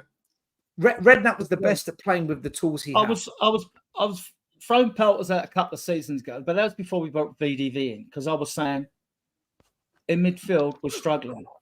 We haven't got the centre backs, but if we had, I said I would be playing Romero as a number 6 because he can play that. He's a brilliant footballer. I think he's a complete all-round defender, you know, and he could even do the number 6 role now, and you could play Dragusin with VDV, right? I think he could do that job. But it's the definition, like you mentioned it earlier. Everyone's got a different opinion or perspective of what a number 6 is, what a number 8 is, what a number 10 is. It varies. Now, if I'd be talking more as a deep line number 6, but it didn't stop Romero getting forward last season and scoring 5 goals as a centre back, right? I think he could do the job. Would he be perfect at it? I think he'd be very, very good at it. You know, he's not going to be Rodri, you know, but I think he'd be very, very good at it. Who's that? Adrian? Who's that? Romero. I think Romero could do that job, but I don't think. But he's our quarterback, shotgun. Everything goes through him at the back. So I don't think Ange would do it. But I believe he's such a good footballer. I believe he could do that. Other than that, I want to see young Gray given a chance there. I really do. All right. Just want to say big thanks to Matt for the super chat. Better players make most systems work. True. Yeah, I can see where you're coming from there, but then the thing is, when you play players in the right position but with the wrong tactics, they can only make it work so much. And if we go by system, I feel by the end of that Spurs team should have been better at what they were doing by the end of the season. We were worse. and we only had one game a season. One game a week. I know who got better. He had all the time to hammer it into him, his philosophy. And by the end of the season, to me, it looks like about 5 or 6 of those players on the pitch didn't want to play it. Yeah, and our youngest midfielder, Sarr, was the best midfielder we had all season. So it Most says a lot. consistent. Where's the experienced men stepping up as well? You know, I thought Sarr was that's my opinion. I thought Sarr was their best midfielder. But yeah. Right. Question I'm going to go to then, yeah? I mean, this is what I'm on about on Beggars Can't Be Choosers. Because it just feels like to me that we get that one good player, respectful player, whatever. Nothing special usually. I mean, we didn't sign nothing special intentionally last season. We was lucky with Van der Ven because we didn't get tapped sober. And we was lucky with Vicario. But we seem to get that one good player, and then we seem to get 2 or 3 young players that just disappear. And then you maybe get another 2, 3 players that barely even make it into the first team. And it feels like just beggars can't be choosers. We might as well be happy with what we got. Because you'll also get people on here defending something like Timo Werner. So where do we actually stand with it? Are we meant to be happy with what we get? I don't think so, because I'm not. Depends who we end up with, Dan, doesn't it? I mean, the thing with young players... In the next couple of weeks, yeah. Look, I watched all the under-21 games last season, right? They were a joy to watch. But what you get with young players is, and they're developing, you get inconsistency. But having said that, our midfield was inconsistent as well of experienced players. You would now look to Maddison, who's older, Bentancur, who's older, and Basuma, who's older, because they're all 26 upwards, right? To lead by example. If they can't, then they go. You get rid of them. I don't think Ange is going to muck about this season. I don't think he's going to mess about at all. I mean, I think he'll be quite strict. I mean, Basuma seems to have bucked his eyes up a little bit and shown us a bit more. But like Ange says, it's only in 45 minutes on a friendly. Yeah, exactly. Yeah, I mean, totally agree with you. I'm going to agree with you. To me, I think he's probably the one with the biggest threat to his position, staying at the club will be for some of these players for next season. And Basuma's on my list for that because he's not going to be able to stand back. I mean, I get frustrated. I try to remain calm and cool all the time, right? When they turn around and say, "Oh, the manager should be able to get a tune out of that player." How about the player getting a tune out of himself? You know, how about the player getting a tune out of himself? Why should it be Ange all the time? If it's Ange or any manager of a club, why should he be the one that gets a tune out of the player? The player should be self-motivated and paid enough money, then he should get a tune out of himself. This is why I like aggressive players, right? And I don't worry too much about yellow cards. Because an aggressive player in the old days, when you ball went out and weren't sure where it went, you get 2 players struggling for the ball like this, and then a referee aligns when to give it one way and another. That's what I want to see. I don't want to see yellow cards for diving or shirt pulling or dissent and silly things like that. You know, I don't picking up stupid ones, but I want to see a bit of aggression in these players because aggressive players. I'm not saying passive players can't be quietly aggressive. You do get them like that, right? But you want to see signs of it, you know? You want to see signs of aggression in midfield. Look at the amount of times last season it looked like other players, teams that aren't as good as us on paper, technically or quality-wise, bullied us. Yes. And that shouldn't be happening. That shouldn't happen. Rant over. Right. The news I'm hearing a lot of, read it on the side and been sort of following it over the past couple of days, and this is one I hope is true. I mean, a few users remember I said this more than 6 months ago. There is a possibility we might be getting Chiesa here. A possibility. And I would say there is a good chance of it because he is between 20 and 25 million euros, which is either about 17 million pounds or 21 million pounds. That is a player I would love to see at Spurs. I've watched him in Italy enough times. I mean, when he was at Fiorentina, he was shockingly good. When he went to Juventus and he got that ACL injury, that definitely did him no favours. But last season, had more than a respectable season. and didn't look too sad in the Euros. He's a player that I would definitely like us to get hold of. What about you three? Do you reckon we get him? Do you reckon he's worth getting? Yes, he's definitely worth getting. Do I think we'll get him?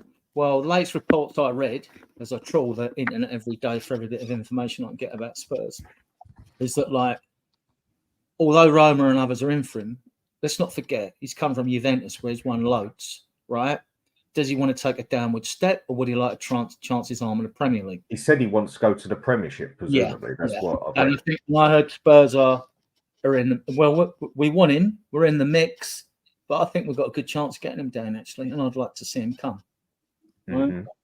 No, I really do, and I'm sort of quite quietly confident on this one, and I still think we're in the mix for Eze, and that would be a good pair. I still think we are, because no one else. Look, Spurs have got the money to put down. I think we've averaged about 137 million a season since 2019 when the stadium opened.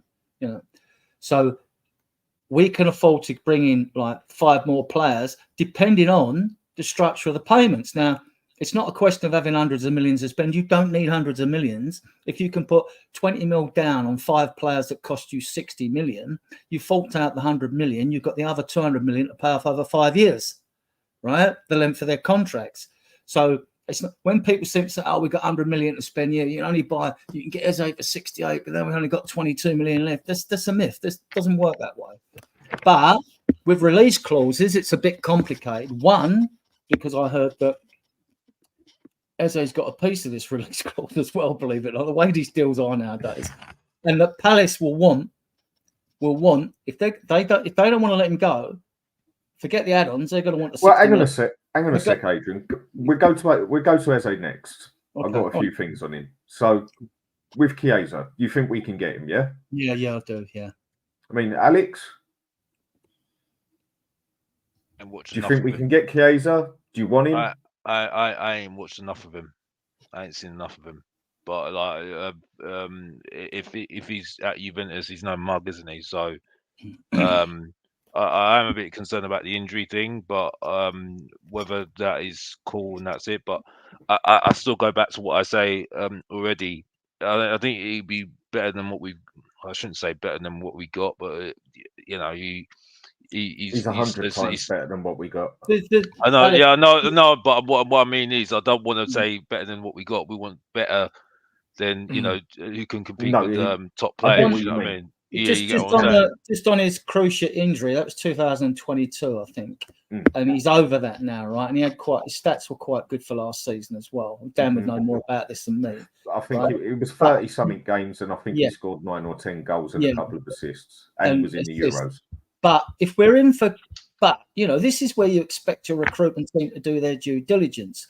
If it's a question of doubts over his injury, or if it's Neto and questions over his injury record, then part of your add-ons is how many games this player plays, or you don't get paid this amount of money, because that makes sense and it's also fair on both parties.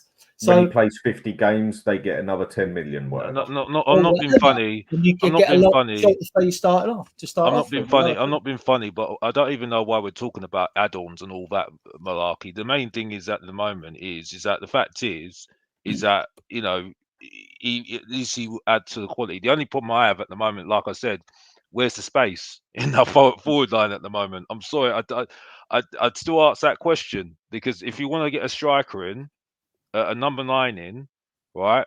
And it might not be Tiny, it might be somebody else, because Tottenham have will do something that is spectacular, which is not spectacular in my eyes anyway. But you know what I'm talking about. But when you're going to get 2 players in, right? How are you going to fit all those forwards into that forward line that we've got already, right? So you've got Solomon, you've got Johnson, you've got Werner, you've got Son, you've got Richarlison, you've even got Mikey Moore that needs to have his 5 minutes of fame as well, right?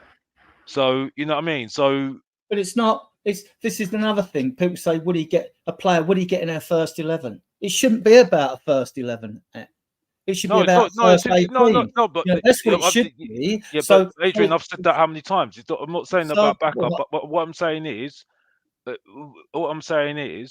right, is that if we're going to get Chiesa in, right, that says to me we're not going to get Eze.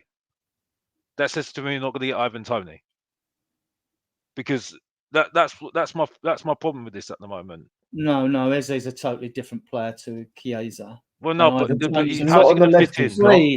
three. Not on the left. He's not at all. Because how many Just forwards? Chiesa's Like I better said, than how Eze. many forwards have we got already? That's what I'm trying to say at the moment. Well, it all depends. I mean, Eze is very versatile. He can play wide left midfield. He could play left wing. I don't see him as and he could play as a number 10. Chiesa can play left, right, centre, and you could also stick him up front if you was in trouble as such. Do you know what Chiesa is? He's everything Kulu is supposed to be. Yeah. Oh yeah, I forgot Kulu as well. Kulu, we still got He's Kulu. direct. He beats the I'm man. a big He's always Kulu forward. fan. Be careful, guys. He doesn't hold the ball on too long. He knows when to release it. He's got a cracking shot on him. He had a He's couple got of rough flair. seasons, but Allegri played him incorrectly as well. Allegri played him as a forward too much. He's not That's right. that striker role. He needs to be to the left or to the wide of the striker, like Usually if on the Italy when they left. won the Euros. That's his best position, and you saw it in the Euros. Him, Calafiori, they were probably two of the best players for Italy. So And for 21 million, I put it on social I need media. to see him more. I need to see him more. I put it on. Alex, Chiesa. if you like Kvaratskhelia, you're gonna like Chiesa. Yeah. That's what I'll say. Take my word for it on this one, Alex. I just need to see him. I'm not saying that I put it on social Dan, media. you know I've got respect for you, bro. No, You know of I've got course. respect for you. I Yeah. posted, Alex, Right. fair enough. You need to see him. That's fair enough. Yeah. But I put it on social media 2-3 weeks ago saying he's available for 25 million euros. No fucking brainer. No brainer. For that price, all day long, he's better than anything we've got in that front 3-4. Other than Son, of course. He's better than Johnson for me, better than Kulu, better than Veliz, better than Solomon, better than Werner. Is he David He's Silva? better than Son. Is he He's better David than Silva? Son. Well, at finishing, Son still scored 17 goals Yeah. last season. Right? At finishing, yeah. But as an overall player, Chiesa is a lot better than Son. I Well, don't look, think for we're going to have me, the for balls me, to have Dan, him. he's better than what we've got, and it takes Spurs up a notch. Do I think he's Definitely.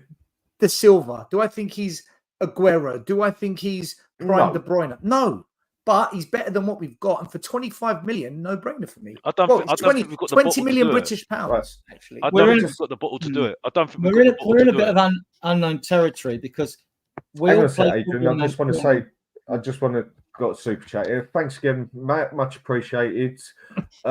What would be classed as a satisfactory window? We'll go to that one quickly and then come back to the Chiesa. For me, mate, it would just be 3 solid signings that get into that first team straight away. Yeah. Or either at the moment, I'm now at the point where give me 2. Because that's where I'm at my point of beggars can't be choosers. So give me 2 solid signings that walk into that first team. No, we And need at least, I know, but I'm saying what I'd be satisfied with now.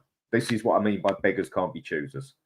And give me 2 solid signings now that walk into that first team, and at least one more that can compete with getting into that first team. I mean, Adrian? We're not going to fill all the holes in this transfer window, are we? But we need a course not. minimum of 3. I said I wanted 4. We got Gray and I was happy with Gray. I knew Berval was coming, so I don't count him. So I'd want Eze, either a Chiesa. Well, we need a number 9 anyway, right? So really, we need 4. I'd take Eze at number 9, and I'm bereft at which one to pick out of all the selection we've got. I've always wanted Vlahovic, but we ain't going to get him. Mhm. So I mean, so I'd want Eze, and the reason, midfielders, we've got 7. So Eze, if you class him as a midfielder, an attacker, or whatever, is different. We've got 7 midfielders, though, haven't we? You've got Gray, Bergvall, Skip, and then you've got the 4 regulars from last season. You've got Bentancur, Basuma, Sarr, and Maddison. We got 7. If we bring in a homegrown, mind you, even then, no, because Skip's academy trainer. I was about to say you could sell Skip, but he's academy. That's why I know Adrian, do you know the You problem with could that sell midfield Skip, is? actually. You could actually, because my maths are wrong, you could bring a homegrown midfielder in, whether it's Morgan Gibbs White or something like that, and you could sell Skip because we'd still have 4 academy trained, because you've got Whiteman, Austin, right? And you've got Sarr, who's done his 3 years, and you've got Noel John, who was 21 in March, and he's been with the club 10 years. So you've got the academy trained. So you could still sell Skip in this window, but you'd want to replace him with a homegrown midfielder, I would assume. Right. Go on, Do you Stel. know, I was going to say, the issue with Spurs isn't that we've got 7 midfielders. It's all of them, except for one, their best position is number 8. We've just got shitloads of number 8s. Lo Celso's not a 10, but he's more of an 8. Basuma's more of an 8. Skip cannot play the 6. He's better as an 8. Højbjerg, you could say he's a 6. Yeah. Madison, he's a 10. But all of the rest, Sarr, Benton Core, Core, Celso, Skip. I think Sarr's not All of decided what his best position is. I mean, I think Sarr's I agree. I think he's fantastic. I think him and Ben. Yeah, but he can't control a game of football though. He doesn't dominate. He doesn't boss a midfield though. Depends. This is again, you see, it's a perception of a He number just works 6. very hard. He's a very hard worker. I mean, Gray. I mean, this is another thing you see. He's too young. If we get a right back, if we were to get a right back in, then that determines Gray's position, because now you know he's playing midfield. You know he's playing midfield because we've got cover for Porro. But I think our priority, if Dragerson can play at right back like people have suggested, I don't know if he can, but if he can, we should prioritise left back. We need a left back. Ben Davies is in his last year. Now's the time to get one in. Now's the time to get one in. Dragusin can't play right back because we invert them up to the edge of the box of the opposition. Dragusin's not that player. I think Well, we've people seen need it. to We've stop seen going it on when about our inverted number 6. fullbacks haven't played there. We've looked a bit. No, stagnant we're not going going to get a forward. number 6. We're not going to get a number 6. We're not going to get a number 6 because Oh, he then said, God help with an out and we out said 6. because everyone's Ange said, not that I care about what he says anyway because I don't like the guy. Is that he says he doesn't play with number 6. He just gets number 8s, and we're linked with number 8s. So for me, well, I'm sorry, I was just going to call it midfielder because I'm fed up these number 8, number 6, number 10, whatever it is. He's not doing it. So you know, I don't really get where we're going on with this at the end of the day, and that's it for me. Well, The forward line is the main thing that we need to do at the moment is the forward line.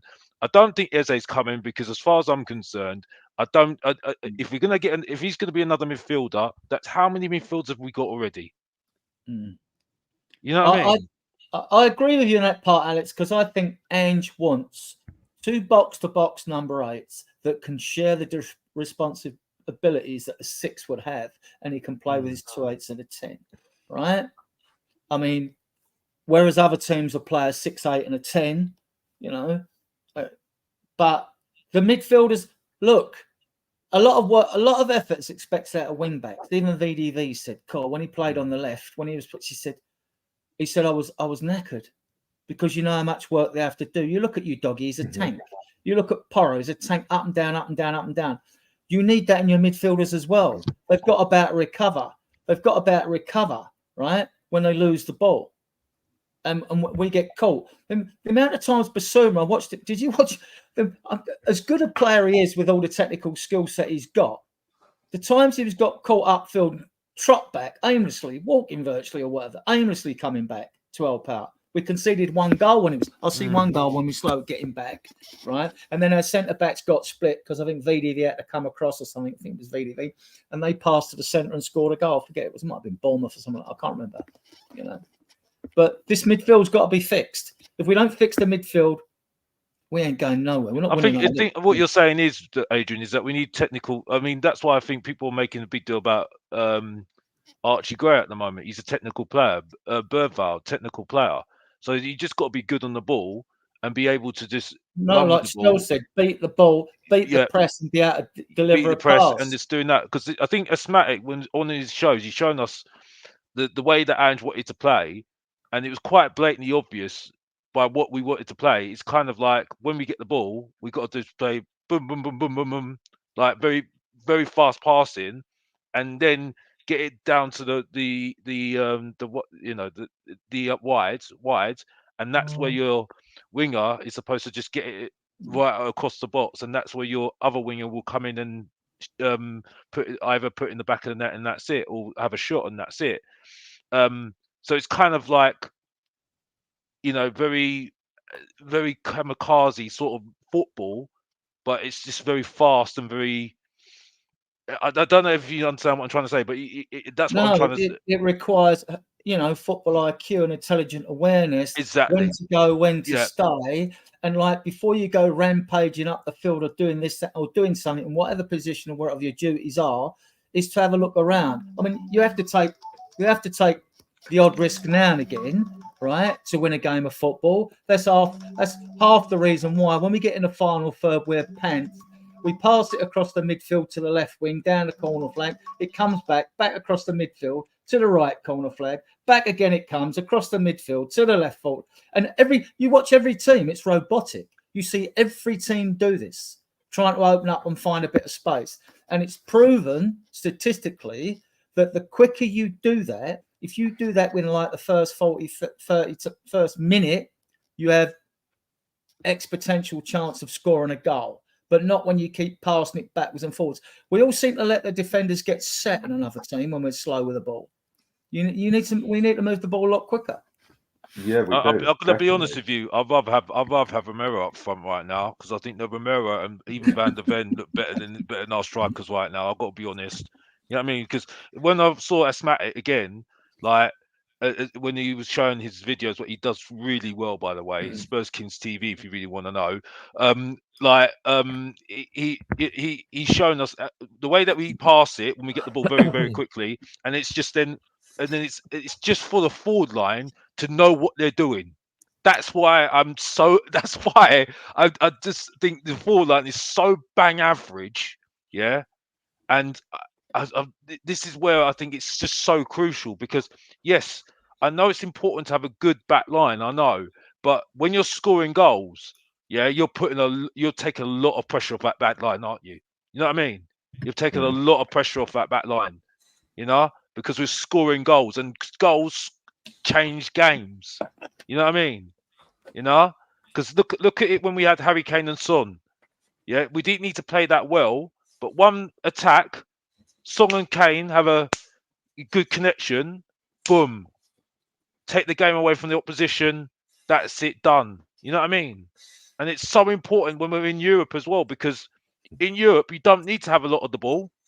You don't need to be playing very well. You need to do it in moments. Yeah? And that The European manager had to nullify us. Exactly. And this is what I would sooner play Kulu as a false number 9, give the opposing centre backs no one to mark. He's got more pace than Harry Kane, who drops deep. Kulu has. He's not slow. People seem to think he is because he don't go past the man. Kulu on 100 metres is quicker than Basuma and Sarr and Maddison. It's just he's not quick. Really? That is the problem. Really? Yeah. No, he's quick. Yeah. He's quick. He's not slow. No, he's most times you Adrian, Adrian, you missed most time you see Kulu receive on 100 metres. He's got his back to 2 defenders usually. Yeah, he's got his back to 2 defenders, and because he's on the right, people say don't lose his right foot. Well, he put the right foot across for Kane to score when 1-3-2 at Man City. The reason he cuts into the closed space is to give him a better chance of finding a player. He made more incursions in the final third in that box, and I'm a big fan, right? As you can tell, right? Of him, right? Running off the ball and running with the ball are 2 different things. Gareth Bale on the ball was frightening. Iron Robin was frightening. Kulu on the ball, I don't think's a fast runner. Off the ball, then he's got such a good. See, I love him because he's got such a good skill set. Yeah. On the ball, Brennan Johnson's you look at the 2 friendlies, right? The 2 friendlies we just played. He's moved in slightly different midfield role, whether you say it's an 8 wide 8 or whatever it is that he was playing, or an 8 cross hybrid 10 or whatever. Is he gone? No. He then puts the ball through for Mikey Moore and Mr. Blake, who blatant miss. Right, he then hits the ball on the outside his fault to our man Werner, who couldn't hit a barn door with a shotgun, right? And like he does that. I mean, he's got that in him. Plus, when you're playing away games at Luton, you're down to 10 men. He was man of the match because he helped us hold the ball up after VDV scored the goal 1-0. At Man City, he gets a goal off his shoulder, and he is a big-time player. On his debut, Sonny scored for him away at Man City on his debut. He played away. Can I ask you, Adrian? He's very inconsistent, though, isn't he, Adrian? Like, he went missing in a lot of games. Well, let's look at that a second. Fine, he had a poor season by his standards. We'd all like to see him show his debut season form, right? But last year, this is the difference when I'm moaning about goals. He scores 8 goals in what is a crap season. Even Ange said poor season by Kulu's standards, right? He scores 8 goals. Brendan got 4. How many did what's name get? But here's the thing, right? When you look at when they score their goals, Brennan Johnson, Kulusevski, Richarlison, Timo Werner, they've all got the same trait. Against the bottom 10 teams, they've got goals, they've got assists, they can win us games, they can get the equalizers. As soon as you play the top 10, 80% of those games, no goals, no assists, all of them, they go missing. And my concern is this. If we get to semi-finals and finals, we're not playing the bottom 10. We're not playing Burnley, Forest, Sheffield. We're playing Chelsea, Newcastle, Arsenal, City. And in Europe, it'll be the same thing. None of these players are top 10 performers consistently. Do you know who got the most goals and assists at Spurs against the top 10 last season? Son. And Porro. Pedro Porro. I'm not surprised because Porro's not used well, isn't he? Yeah, but that's it. But there you go. But Porro in the big games, the top 10, he's turned up for Spurs. He's shown himself. I see Porro. Can I ask you, Richie Adrian? doesn't. Brendan doesn't. And Can that I says ask to me, you, Adrian? do you know what it says to me, Alex? It says to me, Kulu, Johnson, Richie, and Werner. What it says to me is their comfort zone is the bottom half of the table. That's where they feel special. If they can't step up against the top 10, they cannot be at Spurs because Eriksen stepped up, Dele Alli stepped up, Kane, Son, they stepped up. Them players stepped up against the top 10. That's the difference. Adrian, can I ask you a question? That's a good point, by the way, Stelios, by the way. Your love for Kulu, is it only because, can I ask you, is it Kulu your favourite because you haven't seen a player like that for quite a while?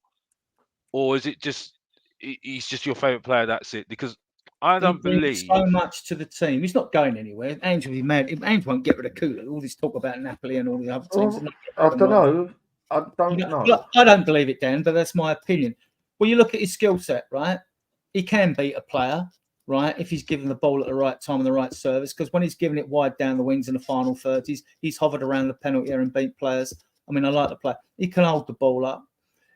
He's got good recovery, right? He certainly helps other players out around him. He's probably helped Porro defensively, who I've been very critical, but I've got to admit, he's improved dramatically, Porro.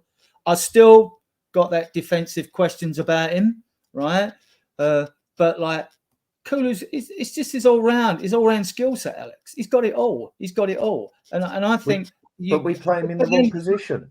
Well, that is not his position. Well, if he has an attacking midfielder or a false nine, that is where Juventus found him out at his best. I agree. Like all players, you have to see how what the manager's intended for them, how he intends to use the player.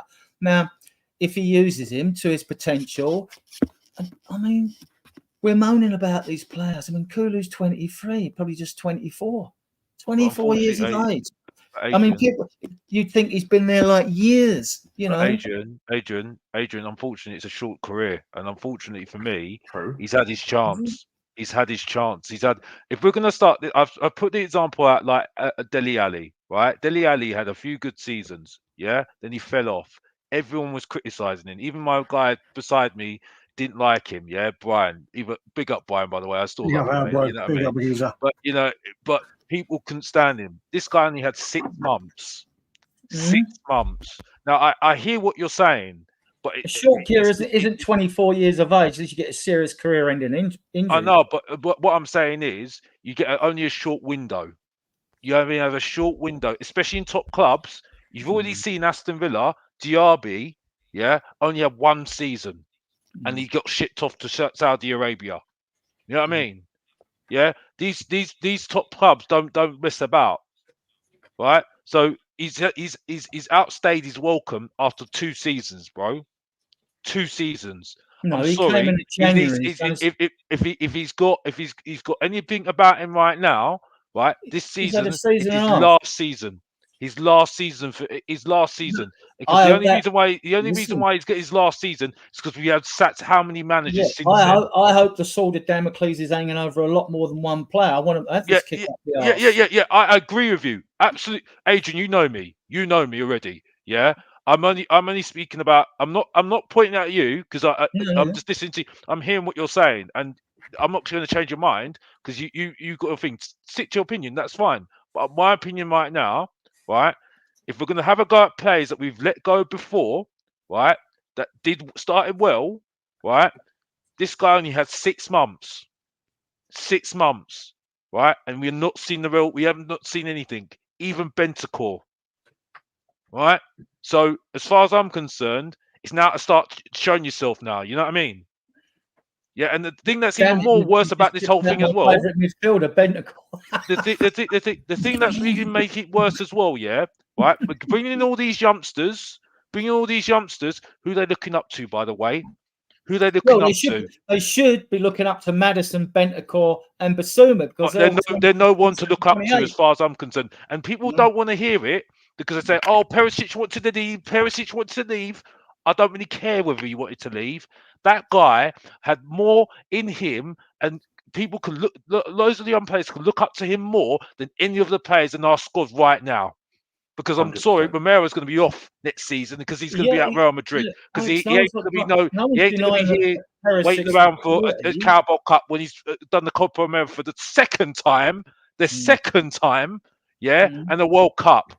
Yeah, so he's had gold already. He's tasted gold. He ain't going to sit here and want to stick and taste nothing.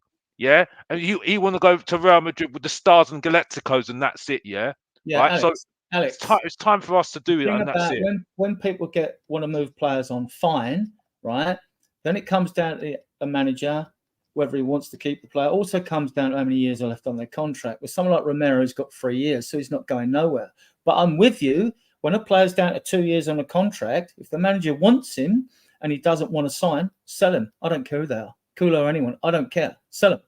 Because we should not get in a position where we allow players to run down their contracts. I think a lot of clubs are learning a lesson now, right? So you don't do it, whoever it is, but Romero's on free. And at the moment, like Madrid, they're looking for younger defenders. They've put all their eggs in baskets and they're heavily in debt. These clubs out there, like only PSG have probably got the money to spend. Yeah, but Real Madrid can still go get what they want because they're backed up by the bloody government, for God's sake. With what you said, Alex, I agree. When you get a taste for it, how do I describe this? It's like when you're 18 and the first time that you pull that woman and you go and pop your cherry. What do you want? You want more. You want more. You want even more of it. But then you've got that poor mate of yours. You're now in your like 25, 26, 27, 28, whatever, who just can't seem to get it come love nor money. So he's not so passionate about it because he's not missing nothing.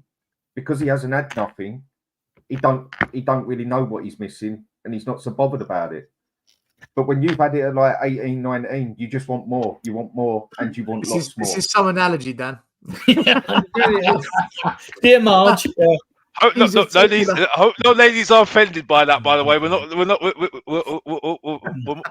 I'm just saying it from a man's point of view. I know what you're saying, Dan. I know what you're saying. You know what I mean? But you do. You want more, and it's like when you win, it's like that's why you got a trophy.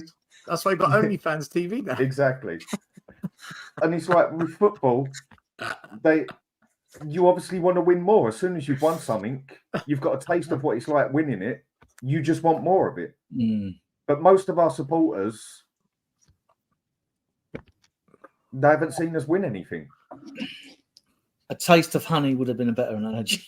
Fair enough. I just haven't got the best way with words. I just it doesn't. No, we all love you, Dad. You know what I mean? We all love you. You know what you meant.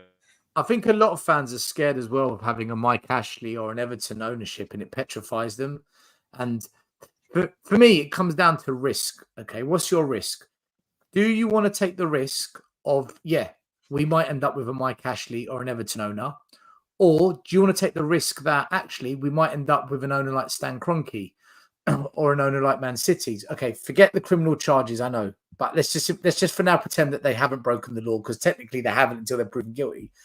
And I think that's what it comes down to. Do you want to risk a change that could be better, but at the same time, it could be worse? Or do you want to stick with what you know, which is that kind of top four battling there or thereabouts model? And I think that's where fans sit, Dan. It's fear. It's the fear to give it a go, that it could be better, because actually it could get worse. So the safe option is what? Levy and Enoch. And I think most fans stick with, well, it's the safe bet, isn't it? That's what I think most fans are worried about. They do say the grass isn't always greener on the other side, don't they? I have to say, I'd be willing to take the gamble here. For 25 years, you're gone. I have to say, if we sell the club and they're worse owners than Levy and Enoch, Stella and I are emigrating to the moon. Because there's going to be people after us. There's going to be I'm moving to the moon. Or if Richard Branson has got life on Mars, wherever he's going, if we somehow sell the club and it's someone that won't spend what Levy does, then I'm done. I will emigrate. I will chuck my phone away. I will go off the grid. I'll be like Tom Hanks in Castaway or whatever that movie is, where I have a tennis ball to talk to, because I'll be done.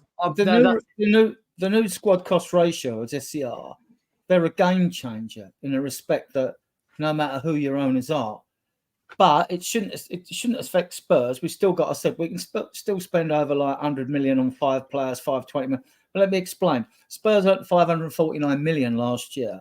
There was like in the financial report I read, we were fifth highest wages payers. We spent 251.1 million on wages, right? We owe 308 million on outstanding transfers and all this about whatever. So under the new rules, it's basically simple. You take anything to do with structure and buildings and all that is nothing to do with Super League, Women's Super League, nothing, doesn't affect your finances at all, right? It doesn't work against you. So if you've earned the 549 million and say 349 million was spent on football-related expenditure, you've got 200 million left, right? Under the new rules, you can spend 80% of that 200 million. So you could spend 160 million. Now, we've averaged each season at the Stadium Open. This is according to Financial Bureau. I haven't double-checked it, 137 million a year. We know we bought badly with Ndombele, Lascelles, so blah, blah, blah. But even if you only got, what I'm saying is, even if you only got 100 million, it don't matter who your owners are. And like, I don't mind if we get no owners, right? It doesn't bother me one way or another. I'll love the team more than anything else, having watched them play for 65 years, right? So, like, I think there's no excuse we don't spend money, because, like I said, unless you're breaking a release clause and you've got to spend that 60 million in one hit, you can put 20 million down on 5 players, spend 100 million. They could be 60 million pound players. And you, Adrian, you're looking at it from a financial perspective, right? I look at the change of ownership different. I look at it from, I want a cultural change. I don't want a chairman and ownership that thinks players like Timo Werner should ever be near the club. I don't want a chairman and ownership that thinks that they can get away with selling the dream of the new hotel, the new apartments, the NFL contract, Beyonce, Travis Scott. It's what we've been fed, and the culture that's been created manifests itself into why the football team isn't the focal point of success. It's the culture I want changed.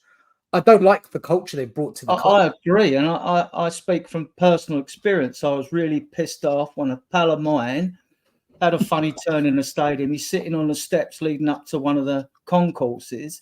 You've got Spurs busybody supervisors come, what's up?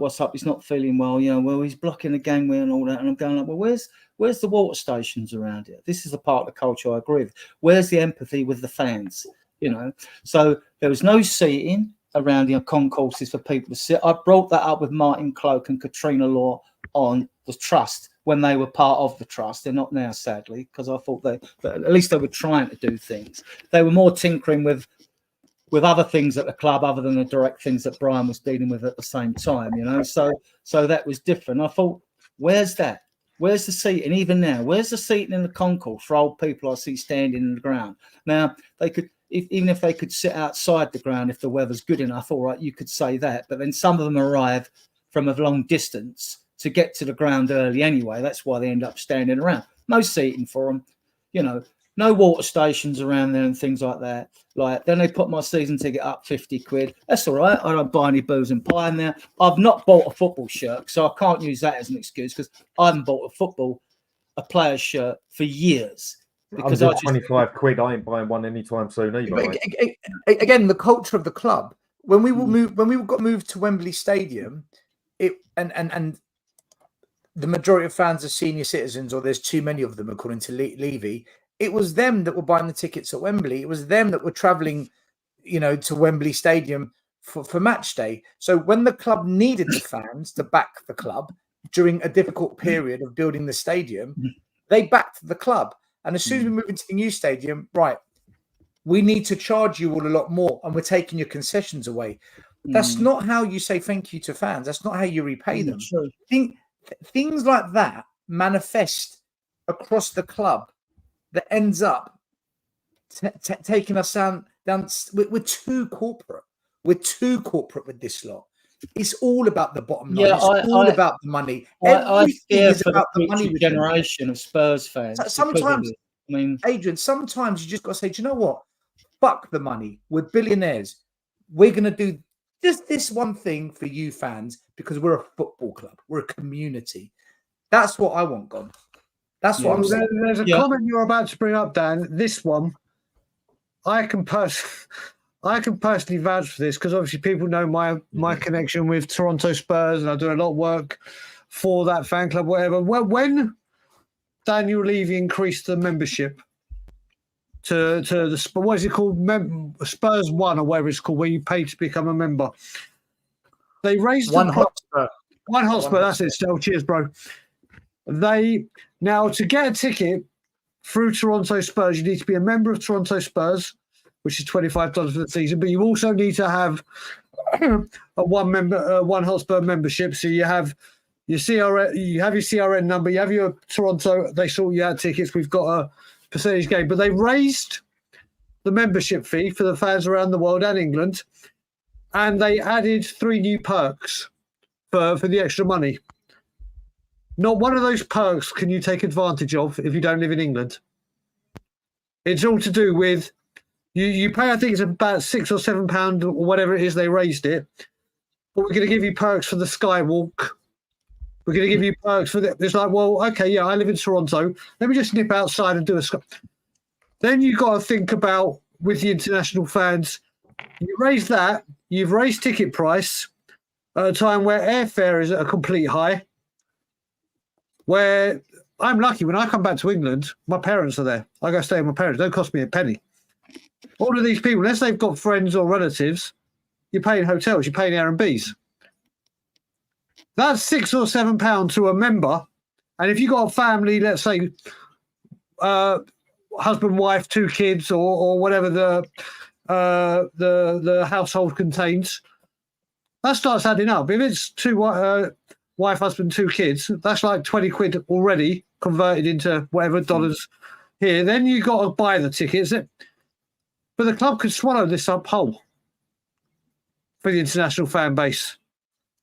Why are the Spurs fan base having to pay £45 for Spurs play to watch pre-season friendlies when some genius at Tottenham Hotspur on the technology side decided, oh no, well, let's do a software update for the whole goddamn Spurs Play app 15 minutes into a friendly that they paid £45 for. You pay £45 to watch these friendlies and obviously have access to Spurs Play, and you do a major software update during the game. Then you look at when the North London Derby tickets come out. I've got lots of friends that are season ticket holders, and we're trying to get the tickets all sorted and everything. Members. The system crashed. Now, you'd think with 62,500 people now able to go into that stadium and the demand for things coming in, Spurs would say, do you know what? Let's upgrade our technology. Let's upgrade our chief operating systems so it can handle thousands upon thousands upon thousands of people trying to get their tickets. No. No. If you have a company that is going to get the ticket office rammed regularly, bang, bang, bang, bang, bang, by loyal supporters and people around the world, why do you not have a system that can handle it? Why don't you put money into those fans who are maybe 100 in the queue, then have to go back where it's 5,000 in the queue? Why do you not invest in this stuff? You know it's coming. You know how demand it is. You tweet 15% off here, 10% off here, but you won't upgrade the systems. I think part of the problem, Brian, is that so much demand for so few tickets. If you know the makeup of the stadium, you've got 42,000 season ticket holders, right? Then you've got 8,000 corporate, right? That's 50,000. 3,000 for the away fans. That's 53,000, right? The stadium holds 8,050. Less any seating you lose for stewarding around away fans or elsewhere, right? So if you take that amount, you've only got 9,850 tickets to go to one Hotspur members for a game. 9,850.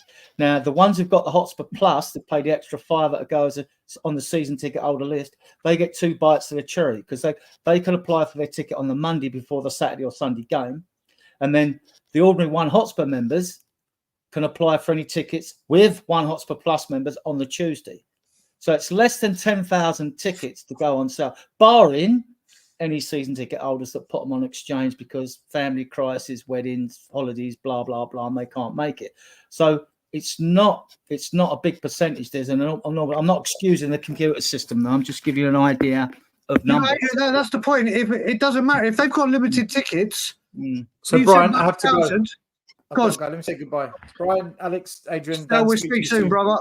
In the comments, see you later. Chiefs coming up. Take care. Just about to say, if you know you've only got 9,000 tickets and you're going to have thousands of people applying for it, what happens if you were 100 in the queue and it goes, and when it reboots itself, you're back at 7,500? Where's the fairness? There's no excuse for it. If you know your systems are going to get slammed, if you know your systems are going to get slammed, and it's going to get a massive demand, you have the system to back it up. Yeah, there are fans. You've got to remember as well. What happens here now, having a lot with Canada Spurs, they come over for games. And they've booked it, and games are for Saturday, Sundays, and Sky will change them. Yeah. And it's like, well, wait a minute, I've just paid whatever for the ticket because it's on that day I can be there, but my hotels, but my travel, and now you're changing it for me. That's more a Premier League thing. But what I'm saying is when people are taking holidays off because they've earmarked that game and they're in the queue on time to get there, the system shouldn't break down. The systems should not break down. I've had the same issue as a season ticket holder when tickets go on sale for a League Cup game and whatever, and they go on general sale because I can't get tickets for anyone else. I mean, I've only got my own ticket, right? You don't get no privileges as a season ticket holder in that way, not with extra tickets. But when it gets to a League Cup game or whatever, and the tickets for the FA Cup and League Cup games, if they're against lower opposition, were like 25 quid. That's what they've been on average. I wouldn't be surprised if they're 30 quid or 35 this season, right? It wouldn't surprise me at all. But then I've had mates live where I live, not far from the ground. Can you get us a ticket? Can you get us? Because they can't afford to pay the 75 quid to go to games or 70 quid to go to games, right? So they're hoping I can get them whenever they always get asked for tickets come cup ties, So, but even then, it's crashed on me when I've been on there, Brian. It's crashed on me. They need to do something with it because it's not. They need to. They won't. Yeah. Of course they won't. I mean, we all know that one. I mean, at the end of the day, it's all about money for them. And that's why cups and that mean nothing. And we all know that one. We can all go into that one. But I think everybody knows the facts. And some people are just quite happy to live with the attitude of beggars can't be choosers, as far as I'm concerned. And, right, last thing I'll go with on this. I mean, this new young player we got, another teenager, who the hell is he? Min-Hyuk. I know he got mentioned at the start. Min-Hyuk Young, he's a right winger who can play as a second striker and a left winger. He's 5'6". Where does he play? Right wing. On the wing. He plays mainly He's a right winger. Right Where does he footed. play? What team? What country? Korea, and I can't say the name of the team. In the K League, it is in Korea. It's every time I try and say the name, I'm not going to try and say it because it'll be. So I keep going to sing Gangnam Style. I keep going to sing Gangnam Style, and I'm not going to do that because you don't need to hear me singing. But every time I hear the name, it just runs. I can't remember the name of it. But he's an 18-year-old from Korea that is coming in. Won't come until January, and he's been signed. But listen, it's £4 million. Wow, is that all? Yeah, 4 million quid. Wow, have you seen him? Is that basically? Is that basically another signing for the money? Basically, I did listen. Do you know what, Dan? Do you know what? I don't think it. Listen, I'll be real. The very second it was announced we're signing him, I've got to be honest. The first thing that ran through my head was, I know exactly why this has been done. Yeah. That was because of where I am and who I am and what I believe with this football club. I'm not going to lie to you people. I immediately, instantly reacted, typical money from Korea, blah, blah. Then I look at it and I've looked at it a different way. When I stepped back, I was like, listen, when Ange came, a lot of people were speaking about how he had an upper hand and knowing that area of the world better than most. And whether he's had a huge say in it and got it done and it's been done that way or whatever, fine. Then that's been done. The worry I have about it is we signed this Korean youngster who's 18, who'll come in January, maybe 19 by then or whatever. I don't see him getting in this season. As in the coming season, I think he'll stay with the youth team when he arrives or whatever. Do we see, and I'm being serious here, I want Ange in. I don't even see Ange having the time to play him with the way we go through the managers. Next season. I don't see Ange being here next season. What interested me on this was, because when we went in for this guy, I went and looked at 3 videos. I posted a short one to loads of people, Brian, loads of others, and all that. Said, just have a look at him.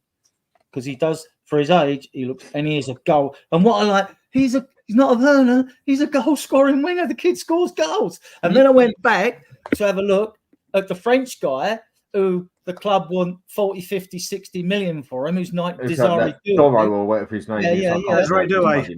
And I'm now looking at both of them, and I'm thinking, well, I didn't know until Brian told me he only cost 4 mil. Now I'm thinking, wow. The reason I went wow was because, think about it, this French side are taking a piss like European clubs do with Premier League clubs, with ramping up the price of players.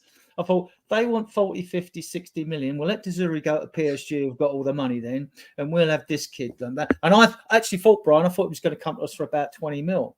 So like, I'm well out. If you're right, well, he's not a risk, is he, at that money, is he? He's not a risk at all, is he, for 4 mil, is he? That's the thing. Sorry, I'll let you speak to it. It's not a risk. It's not a risk. It's 4 mil that I've been seeing. I think Fabrizio even said it's £4 million, Romano. I don't see, listen, when it comes to watching him on YouTube, I could watch Pascal Segan from Arsenal, or I could watch that Brazilian left back we had, Gilberto, or whatever his bloody name was. And YouTube can make him look good. I don't do the compilations. YouTube can make anyone look good, Brian. When not just YouTube, it's the video editors to do it and all. Listen, the way I look at it, like I said, we signed an 18-year-old from Korea. Could he be a damn good signing? Quite possibly. Could he be a flop? Quite possibly. If he's a flop, will we get more than 4 million back when we sell him? Probably. He's there. If it had been like a Brian Hill where we spent 23 million and given a player away, I'd be going absolutely nuts. A player that we should have kept, by the way. But this is the thing. It's not. This isn't going to affect the budget of the first team. No. It's not 4 million. Is not. Even I say this is not going to. They're not going. If Spurs come out and say, "Do you know what? This is part of our summer budget, and we're not going to go because of this guy," then the club are just downright idiots. There'll be Can I be honest with you, Brian? Yeah. Can I be honest with you, Brian? Yeah. If you watch Spurs Kings TV, right, on Tuesday, Asthmatic brought on 2 good players, right? One that fits Ange's system perfectly, right? Not that I really care about Ange because it's so cheesy, it's unbelievable. You might as well put a cheesy song on. And then there was another guy that I think is that I've never seen someone that can just run and dribble past players like it's just no tomorrow. Go and watch. Right, I think he's better than this guy. I've seen a compilation of this guy, this Korean, and for me, he's meh. I I think they looked a little bit. Looked at him. Thought, right. Korean. Oh, look at the Korean market. Boom. Here we go. You know what I mean? Tell you what I look No for, disrespect. Brian. I'm not being disrespectful. I'm not trying to be disrespectful in that sense because I know where that. I know how it. I know it can come across, but I just think to me, and I just don't. I wasn't as impressed. If he's coming in, he needs a lot of coaching. He needs a lot of coaching to make him up to a standard level, as far as I'm concerned. Because yes, he can get past players, but he's not the real deal. Not for me. Okay, I just want to go to a comment made here. Danny, did you address my previous comment? Well, no. If it was a question, I would have done it. Brian himself said not even 100 came to the protest. Doesn't that show a majority of fans are Levy in or neutral? I'll leave that for you first, Brian. Yeah, no, David, listen, what it is I know for a fact there's a lot more people that leave you out, but I know, and I do know, everything I'm about to say now is factual. I know that there are people that won't come to protests because they're scared of the abuse people will get. And believe me, we got a lot of abuse in person.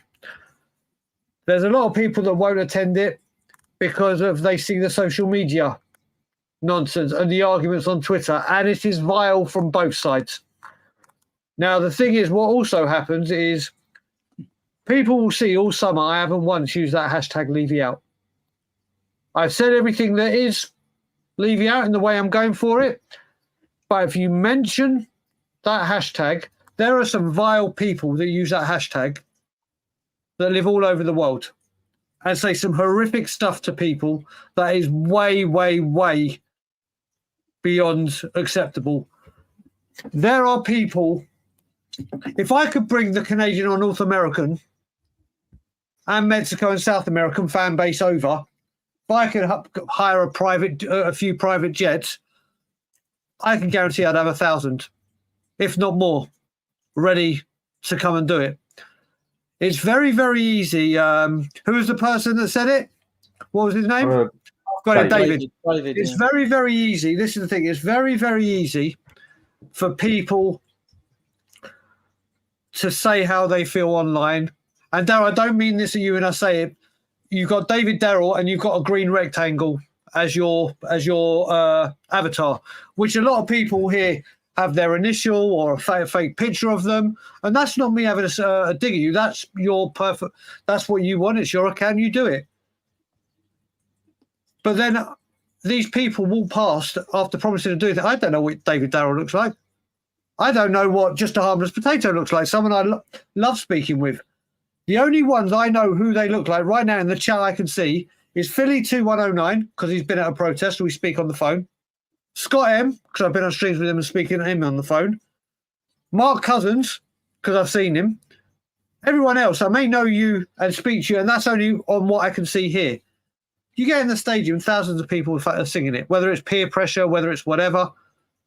It's very, very easy to say you're going to do stuff and you're going to attend and you're going to come and protest. You're going to lend a hand when you're on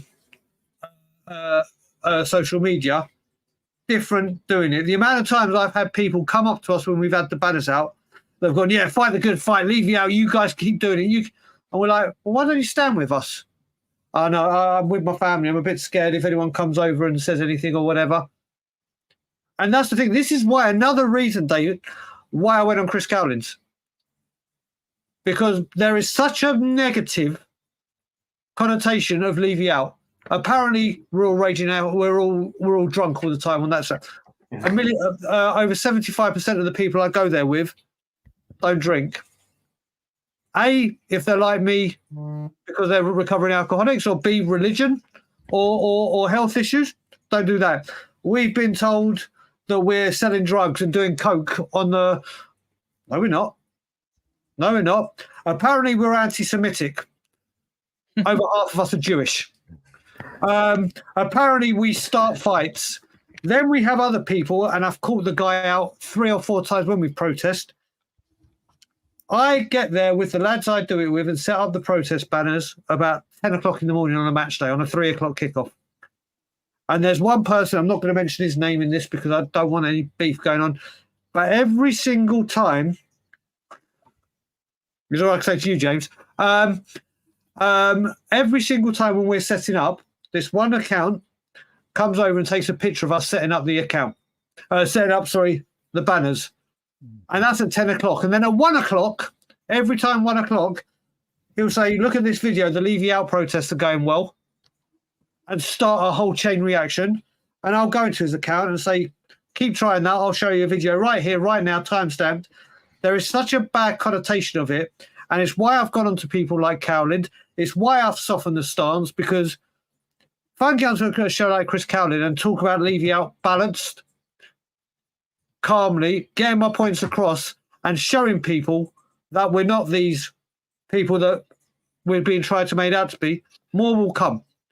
More will come. So it's not, I can assure you, I would say, David, in all honesty, we probably are the minority in the real people that really want him out. But it's not, it's growing. It's growing. And if the window isn't good, if, let's say, later on down the line a manager gets sacked and then someone like a Southgate comes in, we won't be the minority anymore. It will kick off. It's such a sensitive subject. I firmly believe there's a lot more people that I'll leave you out that just won't do anything. That just won't do anything about it. Whereas me and others are more than happy to put everyone on our shoulders and fight the good fight, and I will continue to do it. I don't care if it's just me outside the training ground. Brian, do you think it's a deliberate ploy by the club to bring in sort of the more controversial signings early, so as they can cushion it with perhaps a few quality signings later? Yeah, well, it looks that way. I'm not going to say that's good. That's like there is that. Listen, you could say it that way. It could be that the deals take longer to do for the bigger players. But you look at it. The last 2 windows, not this season with Ange, but the 2 seasons before, it was ready to go off on transfer deadline day at the training ground. Daniel Levy knew I was there, and others. We've had spotters that come out and check out and come around and video it and everything. It was going down to the wire. And if he had not brought in Kulusevski and Bentancur, then there would have been a big-time problem outside the training. Not violent, I'm saying there would have been a lot more people. Then the season after that, we went through the whole window wanting Porro, and we finally got it over the line in the last minute. And I am convinced Danjuma only came in because they were worried that Porro might not go through. And if there's a January with no signings, boom. So I don't know what goes on with the club. Obviously, I have no ins. Funnily enough, not a lot of people at the club like me or want to talk to me for some reason. I don't know why. But Levy out is always going to be there. I will always stand and fight. I want new owners. I want change. I want the glory days. And I'll do whatever it takes. That's all I'm going to say on that part. Over to you, Dan. I'm done. Ryan, the last I mentioned, not on this, because I'm bloody hungry. Football is basically just the same as politics to me in that aspect. You're either left or right. You're not allowed no different opinion or whatever else. And basically, the way you're saying it is because you have a different opinion and you're willing to stand your ground for it, you just have the whole negative thing slammed on you and whatever ist or whatever phobic or whatever they want to put on it. It's the easiest way for people to do things. Just label you as something, and then they're usually the ones who can't argue for themselves. And it's the easiest way out of it. In that aspect, football isn't much different to politics anymore. Exactly. As soon as you disagree with it, you're a far right extremist or you're a far left, whatever. And it all just looks like it goes the same way. But either way, thanks for everyone for coming on. Adrian, where do we find you? Spurs Diehards, we're a new group. We hope to get all of you guys on at some time in the future. We're compiling a list of guests as we speak. We've had a few on. We haven't been going long, just over a month, but we've hit the ground running. I think it's mainly because of the chat, the Facebook Spurs Diehards, TTID, Space Yid Army. I started that 5 years ago. So I've got nearly 14,000 members on it. So that gives us a good kick to start off doing a podcast, you know. So I assume it's come from there, but of course we've got Elly, Chang and EMF as admins as well. They're all excellent, you know, and we've got good mods, you know. We've got Mark Cousins as a mod, and Soren is, and Ash, who's in India, the girl everyone knows, she's a mod, and as is Chris Peters, who I know personally. I meet him at games. He works in the NHS, and that Chris, great guy. Yeah, so we've got a very good team. You know, we just need to just progress. We'll do it. It'll come slowly. I'm not in no hurry at all. You know, so okay, Alex. Yeah, thanks for inviting me. Yeah, thanks for inviting me. Pleasure to have you on. Yeah, like I say, I'm going to be honest this season. And like I say, I'm going to be a nightmare this season. I don't really give a damn, to be honest with you, because there's no respect in the fan base anyway, regardless. Anyway, so people saying that we need to have respect for each other. I'm sorry, it's not there, and it won't be there next season. Next season's going to be the same old season, as far as I'm concerned. And just get yourselves strapped in, as far as I'm concerned. You know what I mean? You know, and that's it for me. The only thing I will say, and I'll leave it on this, and it's not contradictory me saying this. There's a reason why I say this is a bang average football, because Tottenham have got a chance of getting top four. They have got a chance of getting into the Champions League this season, because the only teams at the moment, because the Premier League's different, the football's different now. It's not about individuals; it's about a team and a system, right? The only team at the moment that is going to be up there, that is guaranteed to be up there, is Man City. Maybe Arsenal. You got Man United, we don't know, even though they're making good signings. We don't know about Liverpool with their new manager. Chelsea, we don't know, but they're doing the same thing that we're doing. Let's be honest, right? We've got Aston Villa that have got a hard season ahead of them, right, with the Champions League, but they're making good signings. We've got us. West Ham are making noises as well. And don't forget Newcastle. So we're in the mix. So that just shows you, with the squad that we've got, which I don't rate it at all, right? With our questionable whether Ange is going to be here next season, because I don't think he'll be here next season. I'll stick by what I say, even the next following season after that, right?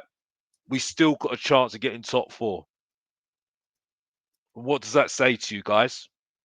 And you only need to watch the Euros and see how bang average that was for quality, and that's it. So I just need to say that, and that's it. That's all I need to say. But it's the box office TV. You'll see a surprise next week, and that's all I'll say. I won't give too much spoilers out there. I've already given you a little taste of it already on Spurskins TV. Back to you, Dan. I'm done. If you don't know, get to know. Do you know what? That Alex's cross catchphrases is likely reading the school register. I think he's got about 16 at last count, Alex, brother. Listen, don't worry about where you can find me. Obviously, it's Tottenham on Tour. Most important thing, Adrian's got a new channel. Go support them. Dan puts in a lot of hard graft and hard hours and streams as much as he can when he can, and always has great content. So make sure you do subscribe to the Hotspur Hood.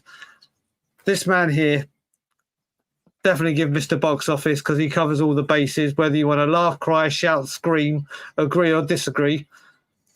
He's basically a Jeremy Kyle show all by himself. Aren't you? That's what I'd say, bro. You are Jerry Kyle and Jerry Springer all by yourself. Listen, you can find me on We Are Tottenham TV, but like I said, most importantly, make sure you subscribe to all these guys because they put in the hours and the effort. And thank you for having me on, Dan, bro. Always a pleasure, mate. And thanks, Stel, for coming on as well. And as I do this quickly, there we go. Right. I still haven't paid attention now to chuck you over to another page, but Stel's doing one now. So I'm going to put the link on here on Tottenham Away. If everyone can jump over there, if they still want to watch something. Yep, there you go. And say you came over from here. That's all I can say is thanks for watching, everyone. Thanks for coming on, everyone. Thanks for the chat. If you give us a quick like and subscribe, it's appreciated. It's something I'll only ever mention at the end. I just can't go through the whole show asking for it every 5 minutes. It's just not the way I personally work. But there we go. Hope everyone has a good night, and I will speak to you all soon. Take care of yourselves. See you later. And as always, Levy out. Come on, you Spurs. I'ma turn it up and then I'm gonna take it down.